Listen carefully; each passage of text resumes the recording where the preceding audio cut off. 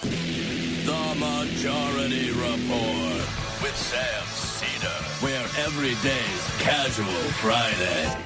That means Monday is Casual Monday, Tuesday, Casual Tuesday, Wednesday, Casual Hump Day, Thursday, Casual Thurs, that's what we call it, and Friday, Casual Shabbat. The Majority Report with Sam Cedar.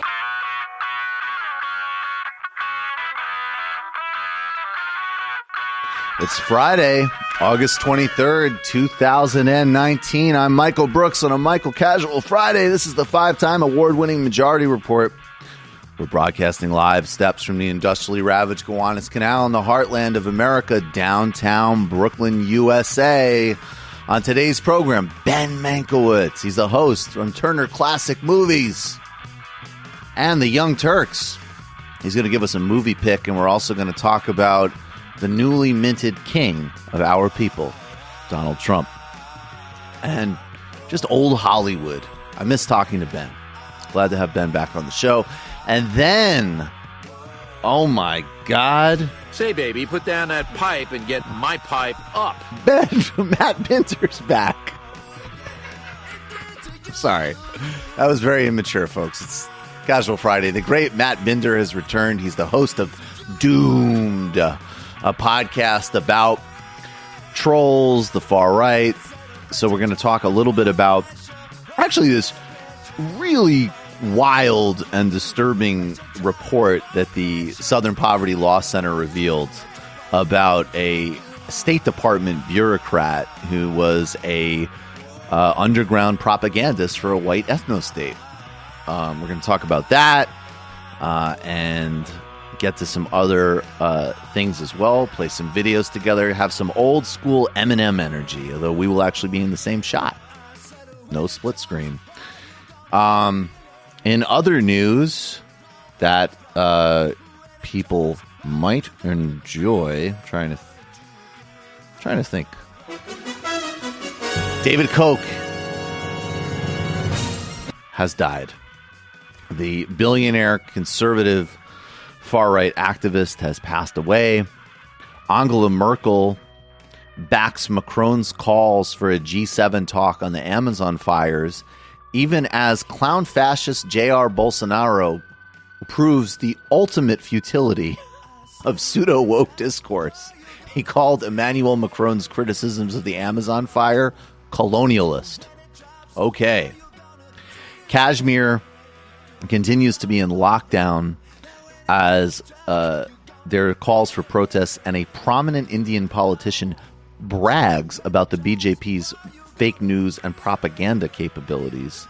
U.S. officials confirm an Israeli air raid in Iraq.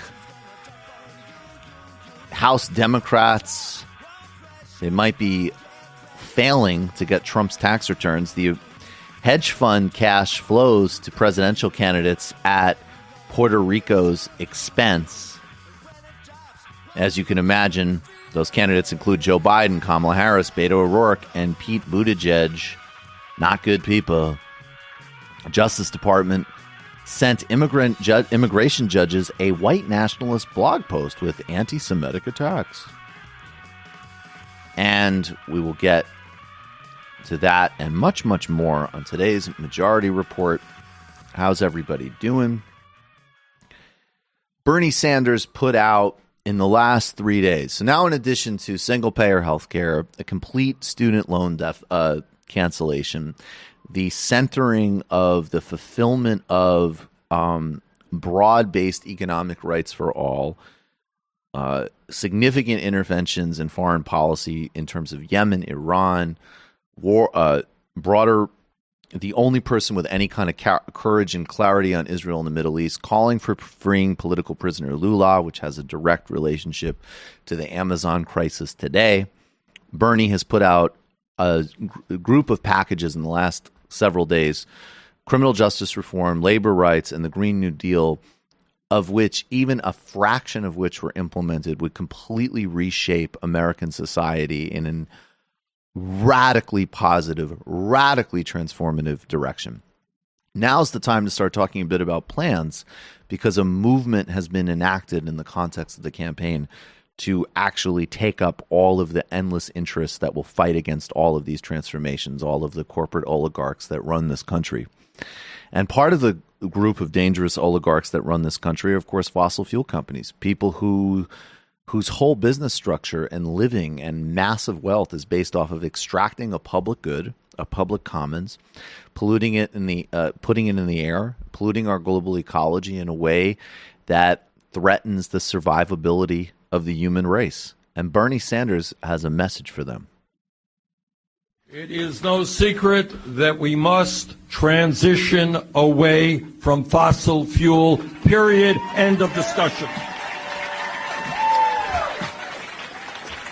There ain't no middle ground here. There is no middle ground.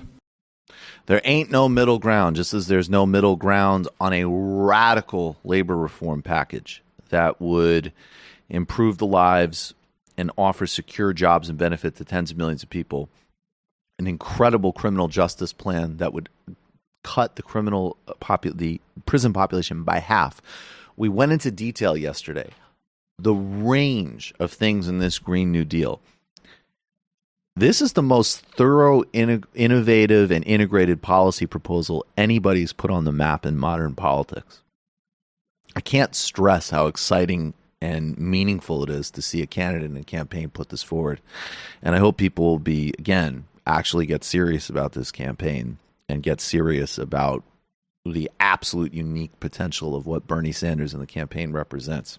Wanted to give an honorable mention. I don't know if we have it, but clip number 4, just in the spirit of this as well, Jay Inslee. So, as I said, I've definitely heard very mixed things about Jay Inslee's record as governor of Washington. And there's a lot to unpack here. One of the reasons that Bernie's plan is in a different league than all the others is because it absolutely is a labor, indigenous people's rights, completion of the New Deal in a way that also reverses the racist aspects of the New Deal. This is a justice package. It's a jobs package. It's a labor package. It's a recreation of power package, as well as taking on the radically ambitious agenda we need in order to make the human species survive from the ecological and climate crisis. So there's a lot to disaggregate. Somebody like Jerry Brown has done a lot on the innovation and renewability side and emissions target side as governor of California, and did very little to nothing on things, and was harmful on areas like fracking, and clearly did not have a strong vision of environmental justice. Sanders' plan, as an example, bans fracking and has deep commitments on environmental justice. So I don't know where Inslee fit in those dynamics, but I do know of a stage full of people that don't belong there and are wasting everybody's time. Delaney, Hickenlooper, Klobuchar, and even a bunch, frankly, of mid-tier candidates that are just, Buttigieg, Harris. This is just nothing. And of course, we go to the top and Joe Biden, my God. And even some, significant criticisms, frankly, of all the others besides Sanders. Jay Inslee was there, and I think actually I also have to say Bill de Blasio has used his position on that stage to make some strong arguments and highlight some important things. The fact that Inslee centered this set the stage for the radical expansion of what Sanders put on the table. And he was the only one of the also-rans who provided really any value in these debates. So we want to honor him on his way out of the campaign, and glad he was there to center the climate crisis. And he also regularly talked about union jobs as well in that context. Campaign trail, but I understand that you are here tonight to make some news. I am. Listen, this show has been so good to me. This is sort of the bookends of my campaign. We started saying that climate change had to be the #1 job of the United States. I felt very good saying that the first days of my campaign. I feel very good saying that now. And the reason is this has just become more urgent. 1 billion tons of ice melted in Greenland the other day. But we also have had so many people I've met who are inspiring, who want us to act, who've helped me. We had 130,000 people help me in this campaign. But it's become clear that I'm not going to be carrying the ball. I'm not going to be the president, so I'm withdrawing tonight from the race. But I have to tell you, look, I've been fighting climate change for 25 years, and I've never been so confident of the ability of America now to reach critical mass to move the ball. I believe we are going to have a candidate to fight this battle. Well, that's great. That candidate, is obviously Bernie Sanders. I hope Inslee will be endorsing him soon, and I appreciate what Inslee brought to this race. He, at least as a candidate, he centered really important issues, and he had a certain sort of decency about him, which I thought was palpable. So I appreciated him there. Nate Silver tried to suggest, I think it was Nate Silver, that the lack of performance in the polls suggests that people aren't ideologically motivated but to pick their candidates, right? And I just think that's nonsense, because I think anybody who really cares about climate change is, frankly, I think they should be Bernie, but they're probably at least Warren. If that's their single issue, right? They probably know who they're really voting for already. Yeah, the only people, right. You'd have an honorable mention for a guy who isn't on the map, and then you'd be looking at Sanders and possibly somebody Warren. who could win, obviously. Right, yeah, it's not that complicated. Look, Nate Silver, honestly, just what an embarrassment. I get that he's got motivated reasoning. I get that he's a right-wing Democrat or whatever, but dude, you can't just especially if your brand is, nerdy numbers guy, you can't just constantly opinionate nonsense all day. It's weird. Watch him. He literally does. He literally opinionates nonsense all day, and it's embarrassing and sad for all of us to watch. Today's show is brought to you by NetSuite, by Oracle. The problem that keeps so many businesses from knowing their numbers is their hodgepodge of business systems. They have one system for accounting, another for sales, another for inventory, and so on. It's just a big, inefficient mess that takes up too much time and too many resources, and that hurts the bottom line. Definitely going to be doing some streamlining of TMBS systems, without a doubt. Even in a small thing, it really does if you don't have that type of stuff done efficiently. Introducing NetSuite by Oracle, the business management software that handles every aspect of your business in an easy-to-use cloud platform that gives you the visibility and control you need to grow. With NetSuite, you save time, money, and unneeded headaches by managing sales, finance, and accounting orders and HR instantly, right from your desktop or phone. That's why NetSuite is the world's #1 cloud business system. And right now, NetSuite is offering you valuable insights with a free guide, 7 key strategies to grow your profits. You going to read this for Literary Hangover, Matt? Oh, yes, definitely. Yes. At netsuite.com/majority. That's netsuite.com/majority to download your free guide. 7 key strategies to grow your profits. netsuite.com/majority. What's that? Accidentally pumped up the music a little bit too fast. How's the do we have a water boat situation today, Matt? No, definitely not. Definitely not. Gotta have an airplane situation later, though. I've no doubt. I was actually on an airplane recently, and I was sitting and getting situated, and I was leaning back, and I closed my eyes, and all of a sudden I smelled this incredible water boat aroma coming on the plane. And for a minute I was like, "Oh damn, is Matt on my same plane?" I literally, you very risky. Was not risking. Hey, it doesn't mean you were carrying water boat; it just means you were smelling water boat.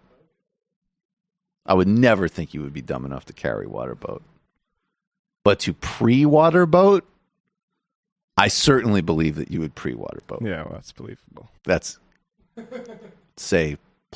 would say highly plausible. That's plausible. I would say likely. Matt's giving me this. Mom could be listening. Shut your mouth, man. All right, we're going to take a brief break, and we'll be right back with Ben Mankiewicz.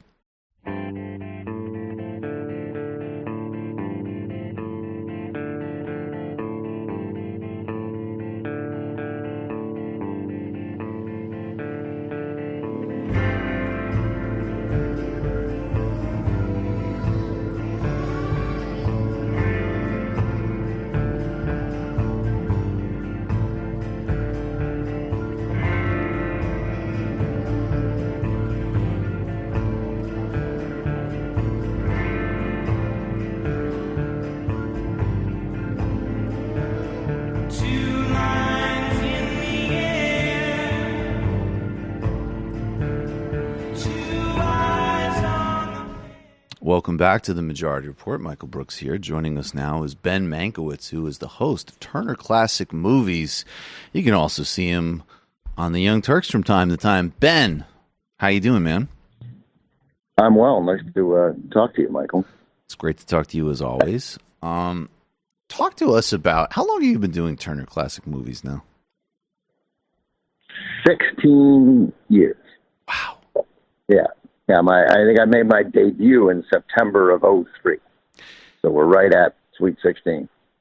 So what's your selection process for what movies you want people to check out, what movies you want to talk about? Well, I mean, I can highlight whatever, like on stuff like this, I pick the movies that I think people will be interested in, but we got a programming department. Here's who doesn't get consulted on our programming. Your friend, Ben. But my closest friend at the channel's the head of programming, Charlie Davish. And so, I've certainly developed enough of a reputation there for being involved in the, helping to pick guest programmers, what's going to work for that. But the day-to-day programming, they're great at it. Probably the main reason the network is as successful as it is because they're so good at that. Picking, framing each night, putting every single night has some little mini festival, some little mini connection. They're geniuses when it comes to programming old movies.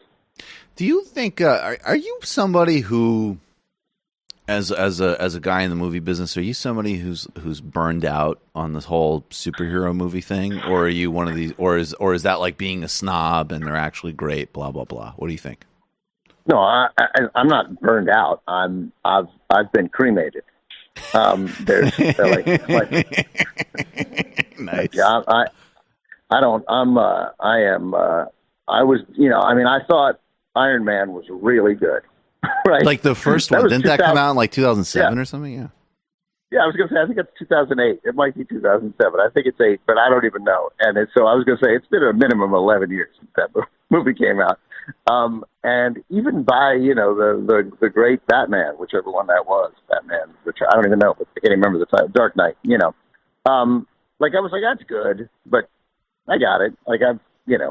The Heath Ledger was fantastic, but he was too brooding, Christian Bale. Like, I need movies that have a little, and I guess Ledger provided but I was largely done after that. Mm-hmm. I don't care about seeing invincible people punch each other into buildings. And that, that is uninteresting and it has but that said, I am not a snob about it because people I love, care about, whose opinions I value enormously, they love this stuff. There's a lot of people that I love and care about, but I don't value their opinions. You can make a distinction. Right, no. But about movies, I care about their opinions, right? And so, but it's not for me. I don't think it's really for grown-ups. The movies are targeted for grown-ups. I get it. Some of the kids who grew up with that. But look, man, I used to play, Stratomatic baseball, dice baseball, and I would create whole seasons. I'd replay entire seasons. Mm-hmm. But I'd mix it up. I'd combine two bad teams, make them a good team, move them to D.C. where there was no team and where I grew up, and then play a 90-game schedule. And then every day I'd write down the real major league scores so that those were their opponents, and I'd have fake standings. That's dorky. And guess what? I would do it today if I had time. It was thrilling to me, right? Mm-hmm. That was Dungeons and Dragons for a baseball fan. So I get liking something, but my thing hasn't taken over every billboard, and my thing hasn't pushed out grown-up movies about adults. Mm-hmm. So that's where the resentment comes in. And everybody in this town out here talks about that movies either cost $1 million or $200 million. There's nothing in the middle where, you spend $40 million and you make 70 and people are happy because you made a little money. What's the economics of that? They need to make $1 billion. Is the story that I heard, and please correct me if I'm wrong, because to the extent I know movies, I always wondered, why is it that in the 70s there were a bunch the quote unquote mainstream movies were, not all of them, but they were great. A lot of them, you had the Godfather movies and Dog Day Afternoon and Apocalypse Now and Serpico, and those were just the movies. and they happen to be just these like really great. And I one story I've heard is that, you know, the sort of Hollywood bosses were sort of just completely overtaken by the counterculture, and there was a new sort of economics there, and they kind of were willing to say, hey, maybe you guys should just have some freedom to explore here because we don't really know what the hell's going on. And then Jaws and Star Wars. You're largely right. Sorry, go ahead. Tell me about it. Yeah, go ahead. You're right. You're right. That's a version of what's correct. 1967 and 1976, greatest 10-year run American movies ever, because they turned these talented directors. This is the auteur theory here, that they let these directors make their movies, and they got out of their way. And that's what left you with, starting with the 1967, this amazing year of Bonnie and Clyde and Cool Hand Luke and In the Heat of the Night and Guess Who's Coming to Dinner and The Graduate, all the way through, I think, 1976. I wouldn't include Jaws in the list of where things went wrong. That's still part of what things went right. That was Steven Spielberg making a great, great movie. It just made so much money over the summer. They were like, well, let's do this again. It really ends with Star Wars, like 77. That's the, and now I'm not knocking Star Wars, but that's when the economics changed. Right. You know, 76 still had Rocky, All the President's Men Network. You know, three unbelievable movies, vital movies for people to see, especially Network and All the President's Men for people who care about the media and politics. So that run where directors, Scorsese and Friedkin and Bogdanovich, Coppola, Hal Ashby, Norman Jewison, where these guys had the ability to go make their kind of movie, make it their way. Sidney Lumet, you mentioned, you know, Dog Day Afternoon, you know, Lumet Network. Lumet is all over these movies. And then that went away as sort of corporate control took over. And it was happening, of course, throughout the 80s, where, right. You know, look, I'm not an expert on this, but basically, to me, companies were like, well, we make a little money and our employees have a nice life and we have a nice life, and that's good enough. And then as sort of conglomerates started owning stuff, and including movie studios, it became, no, we got to pay the shareholders. That matters more. The shareholders matter more than our employees. And, you know, the shareholders always mattered, but there was some balance, right? There was some, you didn't think you were going to get to be a gazillionaire because you were a major stockholder in some of these companies. You just thought, sort of, I'm protecting for, if something goes wrong, I'm protecting for my retirement so I don't have to work until I'm 70. You know, the culture shifted in America, and it started, and then it began affecting movies. And some of these guys then went out and lost a lot of money on these movies, right? Like when the auteur theory doesn't work, you spend a lot of money and the movie's terrible. Right. But you're right. It gave us these, you know, I mean, Coppola in 3 years makes The Godfather, The Conversation in between about electronic surveillance, which is another movie everybody should see. And then The Godfather 2. I mean, Godfather, it's unbelievable what that guy did in a short period of time. Run. You know, Mean Streets, Taxi Driver. Yep. Taxi Driver, by the way, also 76. 76 is All the President's Men, Rocky, Network, Taxi Driver. You know, that's an unbelievable. That is an unbelievable stretch. Yeah, that's crazy. Yeah, was there like a little sort of, I don't know the history, obviously, but then there's an idea that in the 90s there was a little bit of an indie pushback, and some of that, like, I'll admit, I'm not a huge, I don't remember the guy's name even, but I was never into like Clerks and those movies. Just because to me, I just didn't find them particularly funny. Kevin Smith. You're wrong about Clerks. It's brilliant, but I hear you. Go ahead. You're wrong about Clerks. No, I'll rewatch Clerks. Hey, man, I probably watched Clerks through a haze of what Clerks was joking about, meaning marijuana. Right, totally. Yeah. So, you know, so I don't know, but I think, but then, you know, I do actually, I rewatched Pulp Fiction recently, and I mean, you know, it's definitely not as cool as I thought it was when I was a teenager, but it actually is still a very interesting, very funny, very bizarre and cool movie. So what was that sort of like, what was that little kind of opening there that happened in the 90s? And then what happens to that?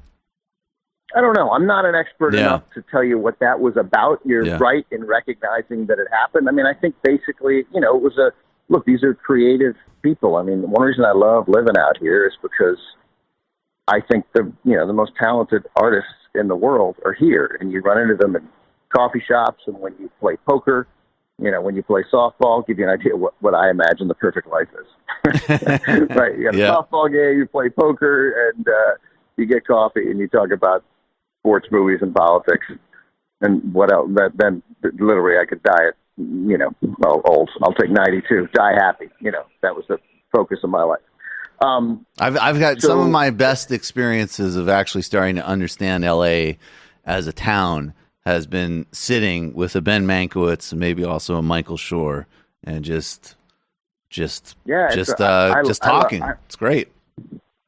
I mean, I'm from DC, but I love it out here. I've been out here 20 years now, and I defend it. I hate when I get, I'm like a New Yorker who, like how you guys are, about the city, and I just love it here. And I just New York is terrible. It's being ruined by Russian oligarchs, and Michael Bloomberg destroyed every last vestige of it. And de Blasio can't save it because he's not left wing enough. So no, trash it all you want. There's plenty of people from Ohio who live here now, and they're terrible. By the way, I spent last weekend in Columbus, Ohio, at the 25th anniversary of another movie from 1994, Mansfield, Ohio. But I stayed in Columbus. The 25th anniversary of Shawshank Redemption, another great 94 movie. Both Shawshank and Pulp Fiction better than Forrest Gump, which won won Best Picture. That's embarrassing. And so Columbus, Ohio, great town, great town. I had no idea. I'd never been there. I'm kind of in love with Columbus. I believe it. And that's a great sort of, I think that should be a signal to the Ohioan transplants here to go back to what's great. Go back to what's great. Yeah, go back to what's great. No, I don't know why I'm picking on Ohio specifically. Well, I mean, I think it should be kind of obvious, but much love, particularly if you're a patron of TMBS from Ohio. Can we just take a second? I do want to talk about Trump for a minute before we get to the recommendations. But I don't know if we've ever talked about this on air. I think we've talked about it in person. I haven't seen the new Tarantino movie yet. I just don't. I don't even remember the last time I was in a theater. I want to see it at some point. But I really hope that people will all see Jackie Brown. Like, I think Jackie Brown, I rewatched that recently, and I am amazed by what a generous, amazing movie that is. Anyways, go ahead. I have a great Jackie Brown story. So I interviewed Tarantino for TYT, for the Young Turks, like, 2 years ago when he had the Hateful Eight out, and he wanted to come in, he wanted to see me. It was an honor, and I was sure that I was going to be a part of the extended Tarantino entourage, like the twice a year he had a party at his house, like I'd get an invite, like we weren't going to get a meal, but I was positive. Anyway, it's oddly that didn't happen, but it was a very interesting conversation. And one of the questions that I asked him that I was determined to, I said, "What do you say to a Tarantino fan whose favorite Tarantino movie is Jackie Brown?" And he looks at me and he goes, "Well, I'd say that person's not really a Quentin Tarantino fan." Well, I'm not really a Quentin Tarantino fan then, man, because that movie, I mean, I like his movies. He's fun, whatever, but Jackie Brown is fantastic. It's on a different order of magnitude. He was, I mean, I won't go that. I mean, I love a lot of his movies, and I think his movies are always fun. And I really only disliked one, and I didn't like the second Kill Bill movie. I loved the first. The second one seemed like a bunch of sword fights. But and Reservoir Dogs, Pulp Fiction, Inglourious Bastards. There's some movies I adore, including, I really like The Hateful Eight. Oh, wow. So you are a Tarantino fan, but Jackie Brown is my favorite Tarantino movie, and I think it's largely perfect, and I've seen it easily 10 times. And all these great actors just deliver in these perfect performances because the script is so good. So I think he's wrong. And by the way, I mean, in my movie Twitter world, I have a political Twitter world and a movie Twitter world. Because of this new Tarantino movie, Jackie Brown was getting a lot of love. So it's not, no one thinks of it first and foremost in his canon. I can't believe I said that. But it ought to be there. It's a great, great film from a great book. I mean, Elmore Leonard, if you, Punch. For the brief moments, if you're not looking to, there may be a moment in your life when you're not reading about the political and economic history of Panamanian migrant workers. if you have that moment in your life, you should read a bunch of Elmore Leonard. So I actually did read Rum Punch. I read Rum Punch back in the day, and there's another. That's where Jackie Brown comes. There's another. Well, I read it because I liked the movie so much. But there's another Elmore Leonard book. I don't remember the name of it, but I just remembered this scene, and this is a stretch here to try to recreate it. But it was one of the funniest things I ever read because it's basically like these two guys are sticking up a supermarket in Michigan, and in very Elmore Leonard fashion. From Detroit, yeah. And in super Elmore Leonard fashion, basically like a very old lady is shopping and she just has no idea what they're doing. So one of the robbers is in a position where he basically has to like check her out. Like that's the most efficient thing to do. And, you know, these guys are his main protagonists are never like the actual monsters. So they're not going to kill her. So they got to like bag her groceries and get her out. And she's so rude and disrespectful to him. And just nasty, and so his like his coup de grace is he basically like he tells her that her coupons are invalid, and it's just like it's like this giant moral victory for him before they like leave the place with like whatever small bag of cash they took. It's so funny. A version of that scene is in Out of Sight, which is also a brilliant movie made the next year after Jackie Brown, based on an Elmore Leonard book. Out of Sight, almost my favorite movie. Not the best movie, but it's perfect to me. And there's a scene where Ving Rhames has got to steal a car so he can bust George Clooney out of prison. This elaborate plan they have. And this older lady is wheeling her groceries out to the car, and he stops and he says, "Oh, ma'am, let me help you with those." And she says, "Well, I didn't ask for your help, so don't expect a gratuity." Right? And so instantly you're on his side, and he goes, "Oh, that's okay, ma'am. I'm just going to take your car." Right.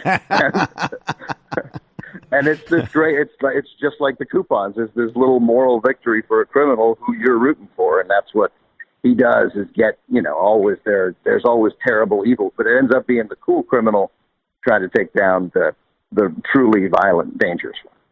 Yeah. Out of Sight is actually another amazing movie, another good rec. I want to just for a minute, and actually, in Michael Wolff's first book, which I did read and I totally defend, when he describes Steve Bannon as an Elmore Leonard character, that's great. The perfect description.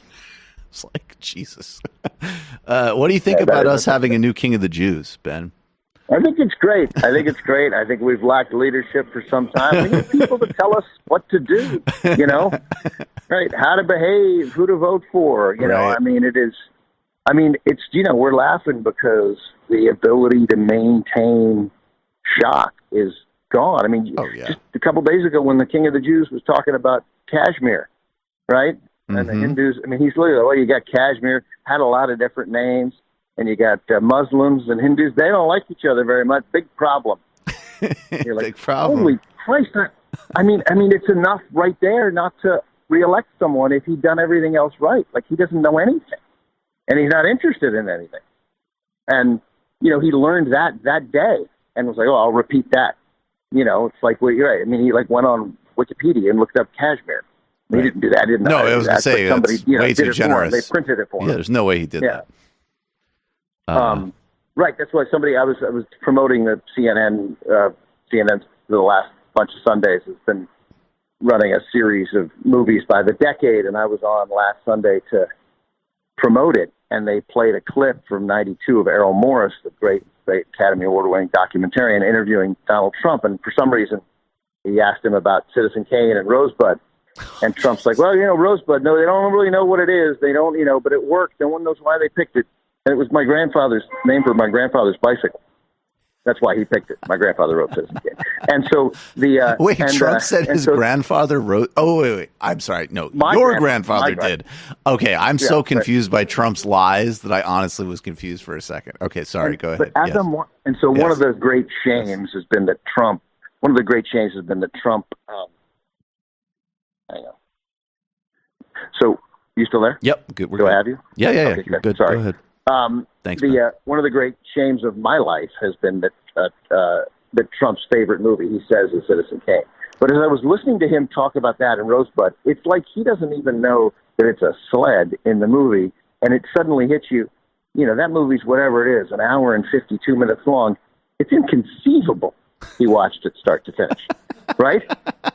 Like, you want to say to him, it's a sled, it burns in the end, right? It's the symbol of his lost childhood. It's not, like, you don't have to be there's no genius in figuring out what happened there. So I had a nice line, at least, as we were talking, I said, that's the president talking about there's things that are unknowable, but they're all knowable. You just have to read a book. And I remember that clip. I actually played that. I know that we played that at some point. It was obviously it just escaped me. And he's like, well, I mean, it's Rosebud, and you go for things, and it's funny because it's like, not only is he clearly not seen the movie, but it's like the part of Trump that is the bizarre thing about Trump is that on one hand, nobody is like Trump, and he's utterly bizarre. And then on the other hand, he's chameleon-like. And so that was the phase of his life where he was trying, he's talking to Earl Morris. So he needs to show that he actually has a deep New York intellectual streak. So he's doing all of these kind of like, he hasn't seen the movie, and he's also trying to really get like, I mean, materialism doesn't equal happiness. I mean, it's deep. That's right. Yeah. Yeah. But I mean, he is so incapable of pulling it off. It is, and it reminds me, you mentioned our mutual friend and along with the host of the Young Turks, Cenk Uygur and Michael Shore. They're my two closest friends out here, two of my closest friends in the world. And I lived with Michael. I've lived with Michael twice in my life, once for a year and a half. But also when I moved to LA, I stayed with him for the first 3 weeks I was here. So I was getting my feet. And it was, I recall then, but it must have been a couple years later, when early on in the Apprentice run, I said, I'd watched it a couple times, and I was like, I like this Apprentice show. I don't know anything about business, but I actually kind of learned things from it. And I think there's not a typical host, but he's good. It's fun, right? Mm-hmm. And the way he fires people is fun, and I like that thing. And I'd seen maybe 2 episodes. And Michael says to me, I'm essentially quoting him, and this has got to be, I don't know, 2004 or 5 at the latest, something like that. He goes, no, I'm not going to watch. I don't want you to watch. He's the worst person in the world. He's a horrible racist. He's ignorant. He doesn't know what he's doing, and he's perpetuating some great fraud. And I literally hate him more than any other person. And you should too. And I was like, well, Jesus. I was like, easy, Michael, whatever. Okay, great. Trump's the worst person in the world. Yeah, sure. And sure enough, Michael was on it, and he was on it early. Well, there's some stiff competition, man. I mean, I guess with my reading habits, I would have said, I hear that. But guys, you got to check out this obscure senator in Brazil called J.R. Bolsonaro, because that guy. Yeah, I got you there. The world is strong. It's only our worldview that, I was just talking to somebody else real quick about, when I went to Cuba, somebody who'd been to Cuba recently, a filmmaker, and he wants to make a movie there. And I was talking about when I went during the Elian crisis, and I went in 99 or 2000. Right. And you get there and you think, I know my dad wrote a book called Confidel, and my dad was not so much a supporter, but mostly thought this was on the U.S. for screwing up this relationship, forcing his hand. I mean, they play baseball every day there. They're 90 miles away. They shouldn't have been aligned. And if we'd been a decent country and not paranoid, we would have supported that revolution as all decent people should have. So anyway, I'm telling that story. But I remember when I went there, I still had this image, because the manner I grew up, that this is sort of a reckless outlaw place, and we had to sneak in, right? And they ask us, do you want your passport stamped? And then you get there, and there are things that are messed up. There are guards on the corners, and they want their citizens to tell on each other, right? So that's the horrible, horrible part, and it is horrible. Mm-hmm. But you get there, and you're like, Jesus, there's 10,000 Canadians here, right? There's people from all over Europe. Like, they don't care. Like, this isn't about us. We're the crazy ones in that regard. Right. These Canadians, you know how they got here? They took a flight from Toronto, and then they landed. And they told their friends, I'm going to Cuba on vacation, right? Yeah. And there were Swedes, and then my producer and I, we met these girls there. We're having coffee with them, and I'm trying to speak Spanish, and And I'm like, do you want to leave? And they're like, well, there's not a lot of opportunity here. We'd like to go. And I'm like, do you want to come to America? And they're like, no, we want to go to Spain. They speak Spanish. Right. You know? And they have health care. And I'm like, we are used to having good healthcare. health care here. Yes. Right. That's right. And we Right. probably get a job there easily. Right. I'm like, oh, right. We're not the center of the frickin' world. Right. But that is amazing that he would have that reaction, because I just think a lot of people, I mean, I never really paid attention to Trump one way or another. Like, I think The Apprentice was a little bit, I mean, that was a little bit back in the day. And then, you know, he was this racist buffoon guy during the Obama era, but it also was just like, whatever. Like, this guy's just some like 80s loser. Who cares? And actually, an opportunity for Obama to land a great line at the White House Correspondents' Dinner. You know, he was right. That's right. He was just a caricature, a figure to mock. Right. Actually, what shifted me, and I mean, this is maybe still to, you know, my maybe just a defect, because I still find him very funny at times. But what shocked me, I remember when he finally declared he was running for president, was that his first first he came out and made those racist, despicable comments about Mexicans. And that was obviously the engine. I mean, he gave you the two engines of his campaign. He gave you fake economic fake economic populism, the core of racism and xenophobia. And then the third one was that he's funny. And I remember he was going on Bill O'Reilly, and he was just talking nonsense about, like, well, I'm going to go into Iraq and we're going to get the oil. And I mean, actually not nonsense. In fact, he was basically talking what we did, just in his own dumb way. And O'Reilly's like, well, you know, you keep saying George W. Bush was bad, but you sound a lot like him. And Trump just looks at him and is like, yeah, I'm a little bit smarter. And I remember just watching. I was like, Jesus, this is hilarious. I actually had no idea that this guy was funny until he started doing this. I thought he was just a disgusting jackass, which he is, but I didn't know that he had this ability to kind of flame people.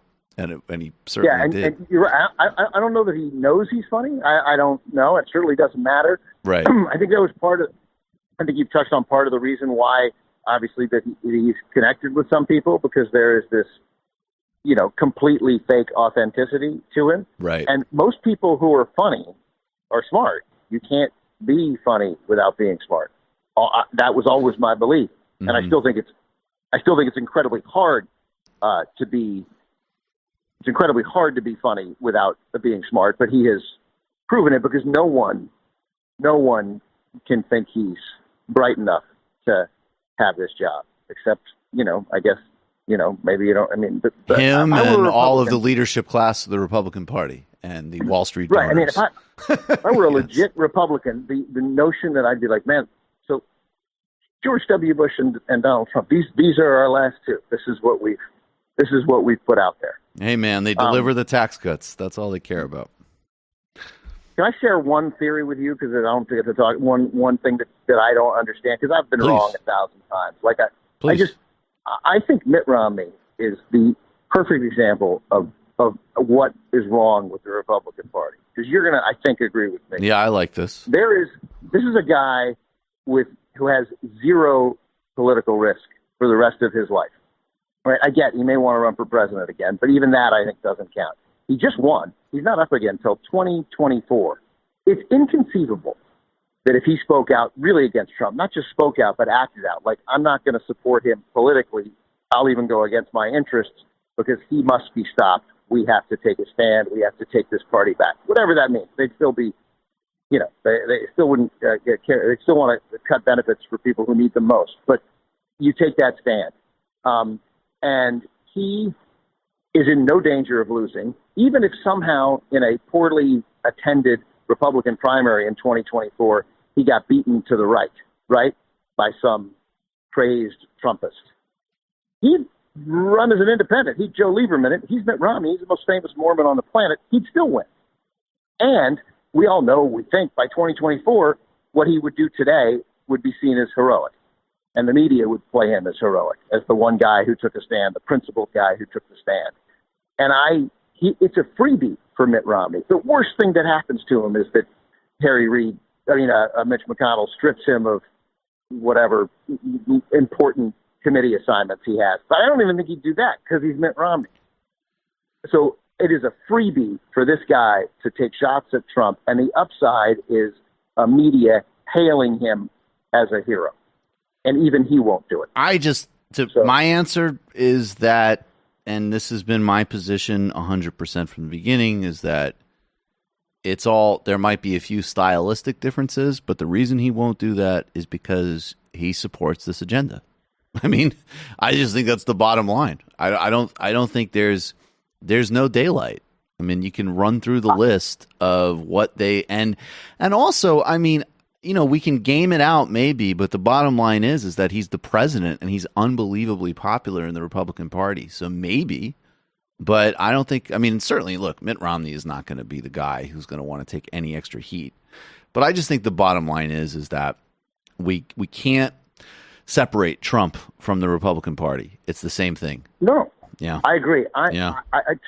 No right-thinking Americans would disagree with that. I would want, because Mitt Romney, like all these guys, and I don't blame him for this, he has an ego and he wants to be president again. That's his best path. It's a freebie, and but he'd never get through a Republican primary, though. I mean, if he ran for president after getting, no way. That Donald Trump, they're going to put that guy on Rushmore for that party. They love him. Yeah, I don't know. Whatever. By 2024, I'm certain that in general, we're going to have a different consensus. By 2024, well, we might have a different consensus, but the Republican Party is going to. There's going to be some state auditor who says that black people should be retroactively stripped of their citizenship back to 1670. Who will run for president? I mean, Chris Kobach's going to have his hand raised, saying, "I will faithfully execute the Constitution of the United States." I mean, that's horrifying. Yeah. I don't know who will be elected president, but I think the bottom line is that if you look at the Republican trajectory and you read, Democracy in Chains, which to me is the best book on understanding how the Republican Party works. They have gone all in, and Trump has kind of intuited it in his own kind of dumb way, which is we're not going to expand our base. And what we can do is, even though we have a narrow base, we represent the interests materially of the most powerful people in the world, in the country. Not, the average Republican voter, but the still vast majority of ultra wealthy people that fund us, because at the end of the day, our policy set is for them. And then we're going to combine that with a nativist xenophobia. And if we can make the courts restrictive enough, peel back the Voting Rights Act enough, do this terrorist immigration policy enough, maybe we can engineer the electorate enough where we can just sort of keep, look, winning races that we lose the popular vote on, but we just get the map right. I think, that's what they do. That's the plan. And so I do think a guy like Kobach, because of his actual connections to white nationalists and so on, I'm sure people like Paul Ryan and Mitt Romney would like a little bit more plausible deniability and maybe an order or two of separation. But on the merits, it's all the same. And, I think the popularity of Trump really shows that. You're right. Yeah. I mean, because guys like, not even guys, there aren't that many guys, but a guy like Romney doesn't do it. So right. I got you. I still find him to be a perfect test case to prove your point, essentially. So that's obviously you're right. Now, Democracy in Chains, is that an Elmore Leonard book? Actually, honestly, Elmore Leonard could have picked some of the characters from that book, and it would have been actually very funny. I think it would have been great. What do you have some more? We've already given so many great movie and book recommendations, but do you have any movie recommendations to leave us on? I just throw out we mentioned Network, so I'm sure a bunch of people listen to Majority Report, know Network, see Network. It's worth re-saying. So I'd see Network again. I'd see two movies from 1957. Great ones that, again, some people probably Space in the Crowd, where you realize that Andy Griffith can act. Bud Schulberg script, Elia Kazan's movie. That is a Trump-like character. Not just a Trump-like character, a Glenn Beck-like character, an O'Reilly-like character, and it's amazing and perfect, and you'll be stunned at how prescient that movie is. Sweet Smell of Success from 57, about sort of how easy it is, how access corrupts. It's access to a columnist, but it works on the sacrifices you will make, the principles you will give up to get in with the most important, powerful people in the world. It's the best access movie maybe ever made. And then another 70s movie, 3 Days with Condor, a plot inside the CIA. To me, it's the best government overreach paranoia movie, because it's also kind of plausible, right? Right. Like, it's not the head of the CIA, it's not officially the CIA, but it's enough guys there to get something awful and dangerous done in the name of, quote unquote, protecting America from running out of energy. But those are, all of those to me are, and I mentioned another one, The Conversation, and the Coppola's sandwich movie in between the two Godfathers about what we can do with electronic surveillance. And it was primitive back then, but it holds true today. And given the world we live in now, that movie seems particularly chilling. Those are all, and I'll throw one more. Billy Wilder, Ace in the Hole, 1951. Again, about a reporter, sort of how the media can go wrong in pursuing a story that'll raise their profile. Awesome. So all those are perfect and great, and everybody will love them. Go watch good movies. Go read Elmore and Leonard. I'll grab a Elmore and Leonard book if I can before I fly to Chicago tonight. Matter of fact. Yeah, you can't go wrong. I mean, just there are 20 that are nearly perfect. Ben Mankiewicz, you're awesome. Watch Ben and Turner classic movies. Catch him sometimes on TYT. Ben, thanks a million as always. Thanks, Michael. Great talking to you. Take care, man. All right, folks, we're going to take a brief break. We've got a ton to get to. And to do that with us is Matt Binder. We're going to talk about this wild Southern Poverty Law Center report. And also, I really need to get to this story about the Democratic Congress people demanding answers on the DOJ relationship to Lava Jato. If you supported Lava Jato, whether you are The Guardian, New York Times, Washington Post, or Jimmy Dore, you are bear some responsibility for the fires in the Amazon. And I want to juxtapose what's happening in the Amazon. And we're doing this very consciously because, depressingly enough, a story in a video that just talks about the lungs of the earth are burning because of Western capitalism and a fascist in Brazil and the CIA, that'll probably get, I don't know, several thousand views. 12 maybe. 12. If we add mega moron Dave Rubin doesn't understand rainforest but likes Bolsonaro, that could probably shoot up to about 50 or 60, maybe 70,000. And there's actually a reason. One, it's fun to make fun of Dave Rubin. But two, if you need some Rubin dunking to understand the world's greatest eco-crisis, I am willing to do that. I'm willing to make that sacrifice. All right, we're going to take a brief break. We'll be right back with Matt Binder.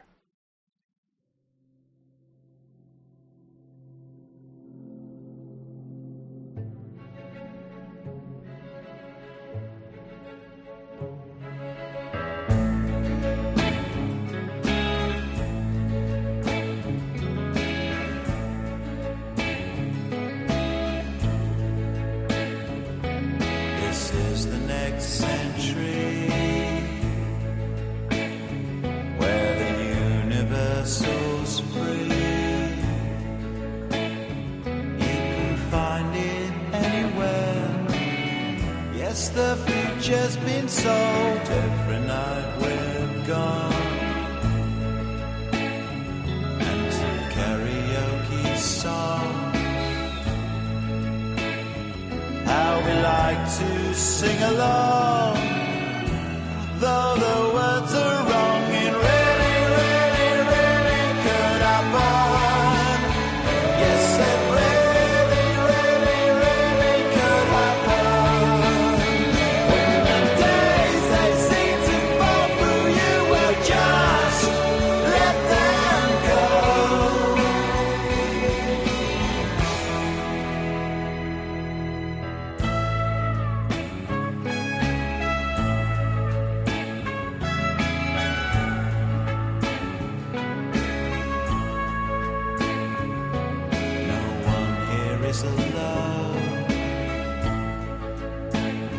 Satellites in every home.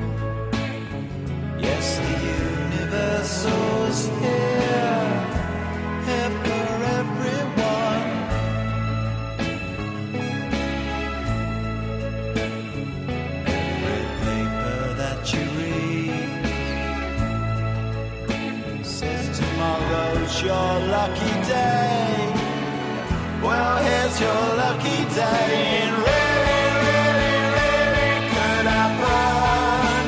Yes, it really, really, really could happen.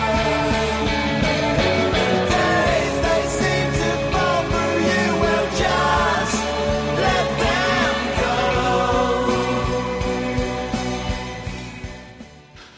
go. Welcome back.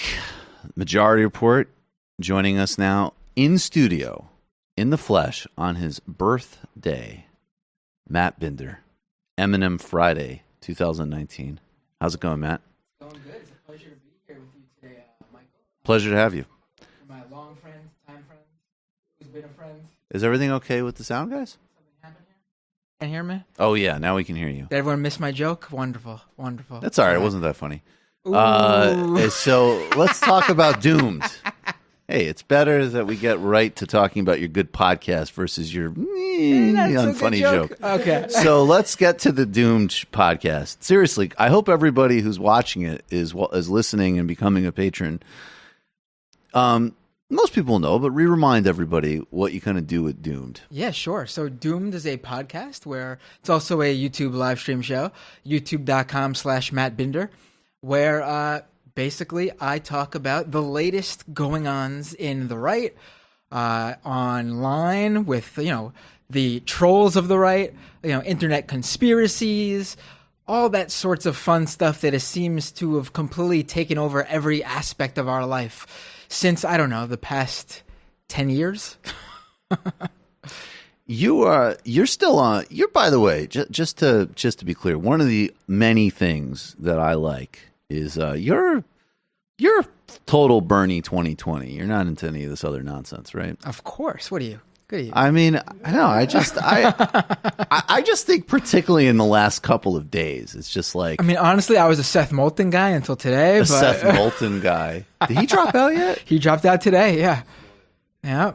Oh, we didn't even headline that. Right, because it's incredible that a guy who's a U.S. congressman couldn't even get on a debate stage where you have Marianne Williamson and Andrew Yang. Marianne Williamson's cool. I love Marianne Williamson, out of it. But I mean, compared to who she is and who he is, at least in politics. Well, yes and no, right? Like, actually, I was thinking about this because people always say this, but the bottom line is like, you know what? A national best-selling author who's been in some form of the public eye for decades versus like a backbench congressperson who's never said or done anything notable. I mean, I don't know. I think she actually is a significantly more relevant person than he is. I honestly did not know who she was until she started running, to be quite frank with Well, you. I mean, sure, but I'm not saying she's like a Bernie mentioned him in the Our Revolution book. She has a paragraph. I'll see if I can pull it up. Does she really? Yeah, it's like she spoke with him once, or like said, "Run, Bernie, run." So she was on the Bernie train in 2016. I think honestly she's going to be on the Bernie train when she drops out as well. I think so too. I have no doubt that she will. That will be the only way. If she doesn't endorse Bernie, then you'll get a criticism of Marianne Williamson from me. Till then, she gets nothing but props. Yeah, I mean, I think it's interesting because just watching though that narrative of like first in 2016 it was all like Hillary Clinton going, he's offering a pony, and it's unrealistic, blah blah blah blah blah, and then everything changed to, well, why does he even need to run? Everybody else supports what he supports, right, and of course it's like, first of all, they don't. I mean, that's quite obvious. And then secondly, first the reason is because he actually has a movement and credibility behind him, and he reconfigured American politics in the most positive direction we've seen in decades. And then also because he's actually pretty committed to this stuff. And so what he's going to do is, after shifting the whole game to the left, where even totally insincere people like Kamala Harris lie about their healthcare positions, he now is, or I should say, just constantly reverses herself. Now he is redefining the next stage of where we're going to go politically, which is why his criminal justice, labor, and Green New Deal proposals are off the charts. Right. But also we have to mention that Bernie's also backtracked on that Medicare for All plan by, of course, coming out with provisions that benefited unions even more than they'd already had. So, I mean, of course, what a huge backtrack from Bernie Sanders. I tried to do it with a straight face. You're talking about the Washington Post headline. And like, I love how like all of the labor union leaders just had to even ones that haven't endorsed them were just like, no, we really appreciate the proposal. This is just completely insane, delusional, and dishonest. Right. But the idea that it even changed anything in Medicare for All, no, it was literally just additions that benefited union members even more so. It's not like he went back into Medicare for All and changed anything. It'll be like, like Roosevelt will just be like, and that's why this even better deal will expand. And the press was like, a better deal? I guess he opposes the New Deal. The 4 freedoms. Way to reverse yourself on Social Security, jerk. Right. I mean, what do you honestly make? I'm genuinely fascinated because, okay, there's the obvious people that should hate and oppose Bernie and what he represents, and that is the capital class and oligarchs and lobbyists and, all of the small number of people that benefit from the system, including actually many elite members, obviously, of the Democratic Party. And so their antagonism to him is just perfectly rational. It's like, yes, of course, because he's saying that people are going to have well-being and healthcare and food and housing at the expense of you hoarding all wealth and resources and destroying the earth. And I guess, if you're hoarding all the resources and destroying the earth, you would not like that make people's lives better program. I find people, and I'm not even saying, like, look, obviously I don't understand not supporting Bernie. I'm pretty upfront about that. But, like, look, you can occasionally, once in a blue moon, I will meet a person who doesn't support Bernie Sanders, and they just kind of say, like, no, he's a good guy, but, I don't know. I'm more of a centrist, blah, blah, blah. And it's like, okay, sure, fair enough, whatever. I will never understand the deranged, obsessive hatred of this guy. I just don't get it. I mean, it's so bizarre. And it's so bizarre. This is coming from someone who in the general election voted for Hillary Clinton. Right. It's literally because he had the audacity to run against her. And not only that, he continued running to push his movement, even when most people say that he was clearly going to lose. Okay, fine, whatever. But him running only got us to the point we are today. It didn't hurt Hillary's chances anyway. He campaigned his heart out for her. Oh, I was actually talking to somebody who was involved in 2016, and it's funny because he's supportive of Bernie, but he's not even as strong as I am. But he was like, I'll tell you what, though. He's like, Bernie gets a lot of unfair raps, but he's like, the one about him not supporting Hillary, he's like, I was there. Like, he wasn't in the Bernie campaign, but he was around some of these events. And he's like, I physically saw this guy. Nobody campaigned harder for her. And of course, if you have any kind of longer memory and, I don't know, well, you know what, whatever. I mean, because I'm just tired of all the Clinton just stuff. To add to that, though, like literally, like I feel like we've beaten this with a dead horse. Not only did Hillary Clinton, can I just say that? Not only did Hillary Clinton not drop out after Obama had clearly won, she was literally saying things like musing on people getting assassinated. Right. I mean, she was just like, like these things go on for a while. Bobby Kennedy was popped very late in the primary. Right. I mean, like that was, a lot of people have stayed on after they should have dropped out. Maybe even said more provocative things than people should have health care. Right. No, but if you even look at the dates that were done for Hillary, all the different campaign events that happened, I'm pretty sure, other than herself, obviously, her husband and her daughter, Bernie Sanders did more events than anyone besides those three. Absolutely. Which is incredible. And I didn't take any breaks to go to Little St. James either. Yeah, I wish Bernie had it in for Hillary as much as these people think he does, because he probably could have milked the email issue a little bit more and maybe knocked her out and won the election. 100%. That's the other thing that's extraordinary to me is the guy, like, if you were just running as an actual proper campaign just to beat somebody, because clearly in the beginning of the campaign he was so diplomatic, because I think obviously in their heads they were running to make a point and they didn't want to hurt her in the general election, which is exactly why he's like, I don't care about your damn emails. Right. Which is amazing. He never gets any credit for not the damn emails. I remember sitting there honestly as a supporter of his, and I was kind of pissed because I don't care about the emails, but it's like, you use what you got. Right. Like, I don't know here. I mean, personally, it's too bad the Podesta emails didn't come out during the primary, because then Bernie could have been the guy who put together the Pizzagate thing, and then he could have been... It's comet ping pong. I've never trusted decadent bourgeoisie art and performance installations. I had no idea how dark it was. That would have been so funny if There's he did. children in the damn basement! If he did. Could have talked about Jeffrey Epstein. He could have done the real stuff. I mean, while I was fighting against the CAFTA trade deal, Donald, Bill Clinton, and Kevin Spacey were going to Africa. I wonder what that plane trip was about. Speaking of plane trips, it was just a connecting flight. This is so random, but you remember the crazy press and anti-Bernie basically hubbub that happened when he went to go see the Pope? No. You don't remember that? I don't even remember. During I can't keep track of all of it. The 2016 election, Bernie went to go see the Pope, and everyone made a big deal because something, I believe, like the plane menu offered like lobster bisque or something like that. It was like, bourgeois Bernie, bourgeois. Done. Well, I do remember like when the big expose of him wearing a winter coat came out. I remember right. And it was his one coat that was gifted to him that he's had for like 10 years. This guy in his 70s wears a winter coat in New England. What an asshole. Right. Oh my God, these people are insane. I gotta tell you though, do people not realize, are they really that out of touch that like this old guy who has a 20-year-old winter coat that he's worn every year for the past 20 years that was gifted to him, he didn't even buy, probably one of his prized possessions because it costs more money than he probably would have spent if he bought a coat himself. Right. I connect with that. That's my winter jacket. I wouldn't buy an expensive winter jacket. Can we play a game called Guess Who This Hack Works For after reading the that's tweet? Kamala Harris's com guy. Yeah. Kamala Harris's com guy is really bad.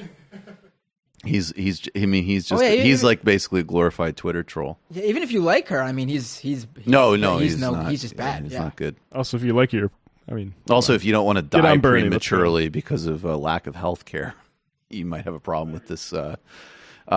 So tell us about this story that the SPLC revealed about this white nationalist at the State Department. This is a really disturbing, crazy story. Right. I just want to say this up front, though. Seems like both times I've come on the show recently, you guys have just happened to have me on after I've had Michael Hayden of the SPLC Hate Watch on, and his stories both times on the show. So I want to shout him out, Michael Hayden on Twitter, Michael E. Hayden. You guys should definitely have him on the Majority Report or TMBS. He's been doing great work, and he's the one who did all the work to find out about this guy who worked for the State Department. And basically, this guy was a foreign affairs officer with the Bureau of Energy Resources, which is part of the State Department. And his name is Matthew Q. Gebert. And I made the joke that, middle name Q, interesting. Right. That was interesting. Got to follow the threads. Right. QAnon connection, maybe. But anyway, so this guy Gebert has, and this is really important to drive home, and I wanted to really drive this home when I had Michael on my podcast last week to talk about this. This guy started working for the State Department in 2013. So that's really important. This is not a political appointee and has nothing to do with the Trump administration. This is a bureaucrat inside the State Department. Right. He started as a fellow in 2013, so you have a young guy here. Yep. And in 2015 is when he starts to get radicalized. Yep. So he's already working for the State Department, so it's not like they went out and just happened to hire a white supremacist. But he's getting radicalized while working for the State Department. He's listening to these right-wing white supremacist podcasts. He's reading these different white supremacist personalities online. Big fan of Mike Enoch, a.k.a. Mike Pinovich of The Right Stuff and The Daily Show. This is the guy who is one of the earliest internet white supremacists to really sort of gain a following with his personality and with his this sort of like media network he created on the right. And later came out that white supremacists actually doxed him, people who didn't like him on the right, who didn't like him, they doxed him, and it turned out that he had a Jewish wife. Interesting, but some real problems there. And he's also the guy who came up with the whole putting the parentheses around Jewish names. Okay. So this is a guy who you might not know him by name, but his work is well within the white supremacist mainstream that we now know. And so he's the one who really radicalized this guy. This guy, Gebert, became friendly with him, was a regular sort of guest on his show, just someone who listened to the show who would call in. And he ended up meeting with these guys. There were sources who said that there were well-known white supremacists in that world coming to this guy's home in the D.C. area. And he even ended up leading the Washington, D.C. chapter of this white supremacist organization.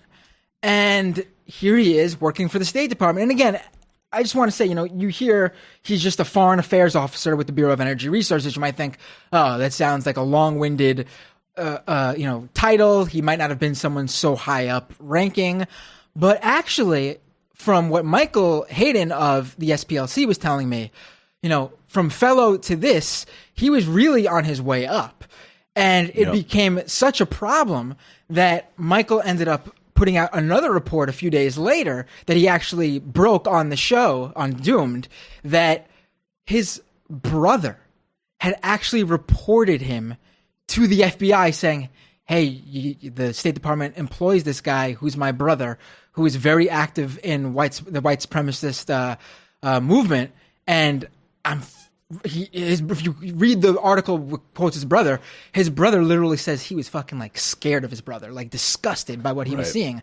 And so he had to actually go and contact the FBI. It's like the Unabomber thing. Right. So what happened? What is the state of things now? So right now, the guy who ended up, this guy was able to buy his own home in the D.C., Virginia area. So, he's getting paid well. His wife actually is not just an innocent bystander. She actually is also a very much part of the white supremacist movement. Mm-hmm. They both were well known under their. And is this 100% like validated, correct, thoroughly reported? Have they commented on it? Right. They have not commented on it. Okay. The State Department, though, has suspended this individual while they looked into it. Right. The wife has also been suspended from where she worked. She was working for like the tourism board of some state. I can't remember which off the top of my head. She's also been suspended. And they have 2 kids. So this gets even sadder because those kids are not only being hurt by, what's going on, their parents being suspended from work, but also these kids are growing up in the sick environment. Yes, exactly. Right. And then, so you have this going on, and it's just really a sad story. I mean, it's easy to shit on this guy and this woman, and obviously it's well deserved, and I'm going to shit on them. Careful with the profanity. I forget that we're on right. I don't know. Right. Right. It's the new, because everybody was just like, everybody should be deplatformed, and now all of a sudden now everything gets, this is the trend. Right. Any video title that has to do with, did you know that you can get demonetized for like Rashida Tlaib, Ilhan Omar? Because they've went from incentivizing this alt-right algorithm to now they just want to make it like CNN on the internet. Right. Well, I've actually my YouTube channel got monetized. Oh, you got monetized? And then got demonetized. Entirely, the whole channel. It's totally because of the subjects you cover, because they make no thoughtful distinction about covering horrific things versus promoting horrific things. I can say, though, I'm back to being monetized again. Look at that. Wait a second. Let me see. What should I give you for that? I'll let you give this to me before I give my one extra addendum. Okay, go ahead. But if you look through the videos, though, almost every other video of mine, well, you can't look through the videos because it's only on the back end. Almost every other video of mine is actually demonetized or barely showing ads due to the content. And when I say the content, I mean, I am dropping probably an F-bomb once or twice in the video, but I don't think it's that. I actually think it's the titles of my shows, because a lot of the titles of my shows are white supremacist, Yep. white nationalist. It's all the titles. Whatever, yes. It's all titles. And here's an interesting thing, All actually. titles. The last episode, my last week episode with Michael Hayden on this, I had put in the title white nationalist. And I used this program called Restream to simultaneously stream on all these different platforms. And Twitch, interestingly, is the first time I've ever discovered this, would not allow me to put the word nationalist in my title. Right. They would not, they wouldn't save it. However, though, I was able to swap out the word nationalist with supremacist, and that was okay. So I think we got a problem here. I think we got a big problem here. Yes. This is the reverse of when, I don't know if you guys recall this, but Facebook for a time said white supremacist content in our network is banned. You cannot post it. Right. White nationalist content, though, is okay because there's a distinction between supremacy and nationalism. Facebook accepted that distinction. Facebook did, yes, and it was part of their policy. So disgusting. Until the Christchurch shooting, and they reversed course and said, on second thought, there is no distinction. You cannot put nerds in charge of this thing. And you cannot have, the whole base of a conversation that has to do with petitioning oligarchic tech monopolies to monitor and police and decide these things is catastrophic. You need to break these companies up. You need, in my opinion, you need to nationalize them. And then you need actual journalistic processes to determine them. And if that's cost prohibitive, then they need to be broken up in a way that it isn't cost prohibitive. And also it is not cost prohibitive. These companies have unlimited resources, right, and they certainly know how to spend it where they precisely need to spend it. If we actually got a minute, could I just tell you a story that's involved with that? So ridiculous. But it was I just want to really emphasize that right. it was not, because I was noticing even Dan Crenshaw, when he was going after Hassan Piker, he didn't say it explicitly, but in between, not discussing the actual issue that Hassan was trying to highlight, which was actually important. And then in addition to that, and then saying that Hassan was triggered or whatever, he had a tweet where he was like, what's really bad is that, Google and YouTube profit off of this by TYT. And so it's like, what do you think he's doing there? Right. If you play this game, and none of these companies there's no journalist. They're pretending they're platforms.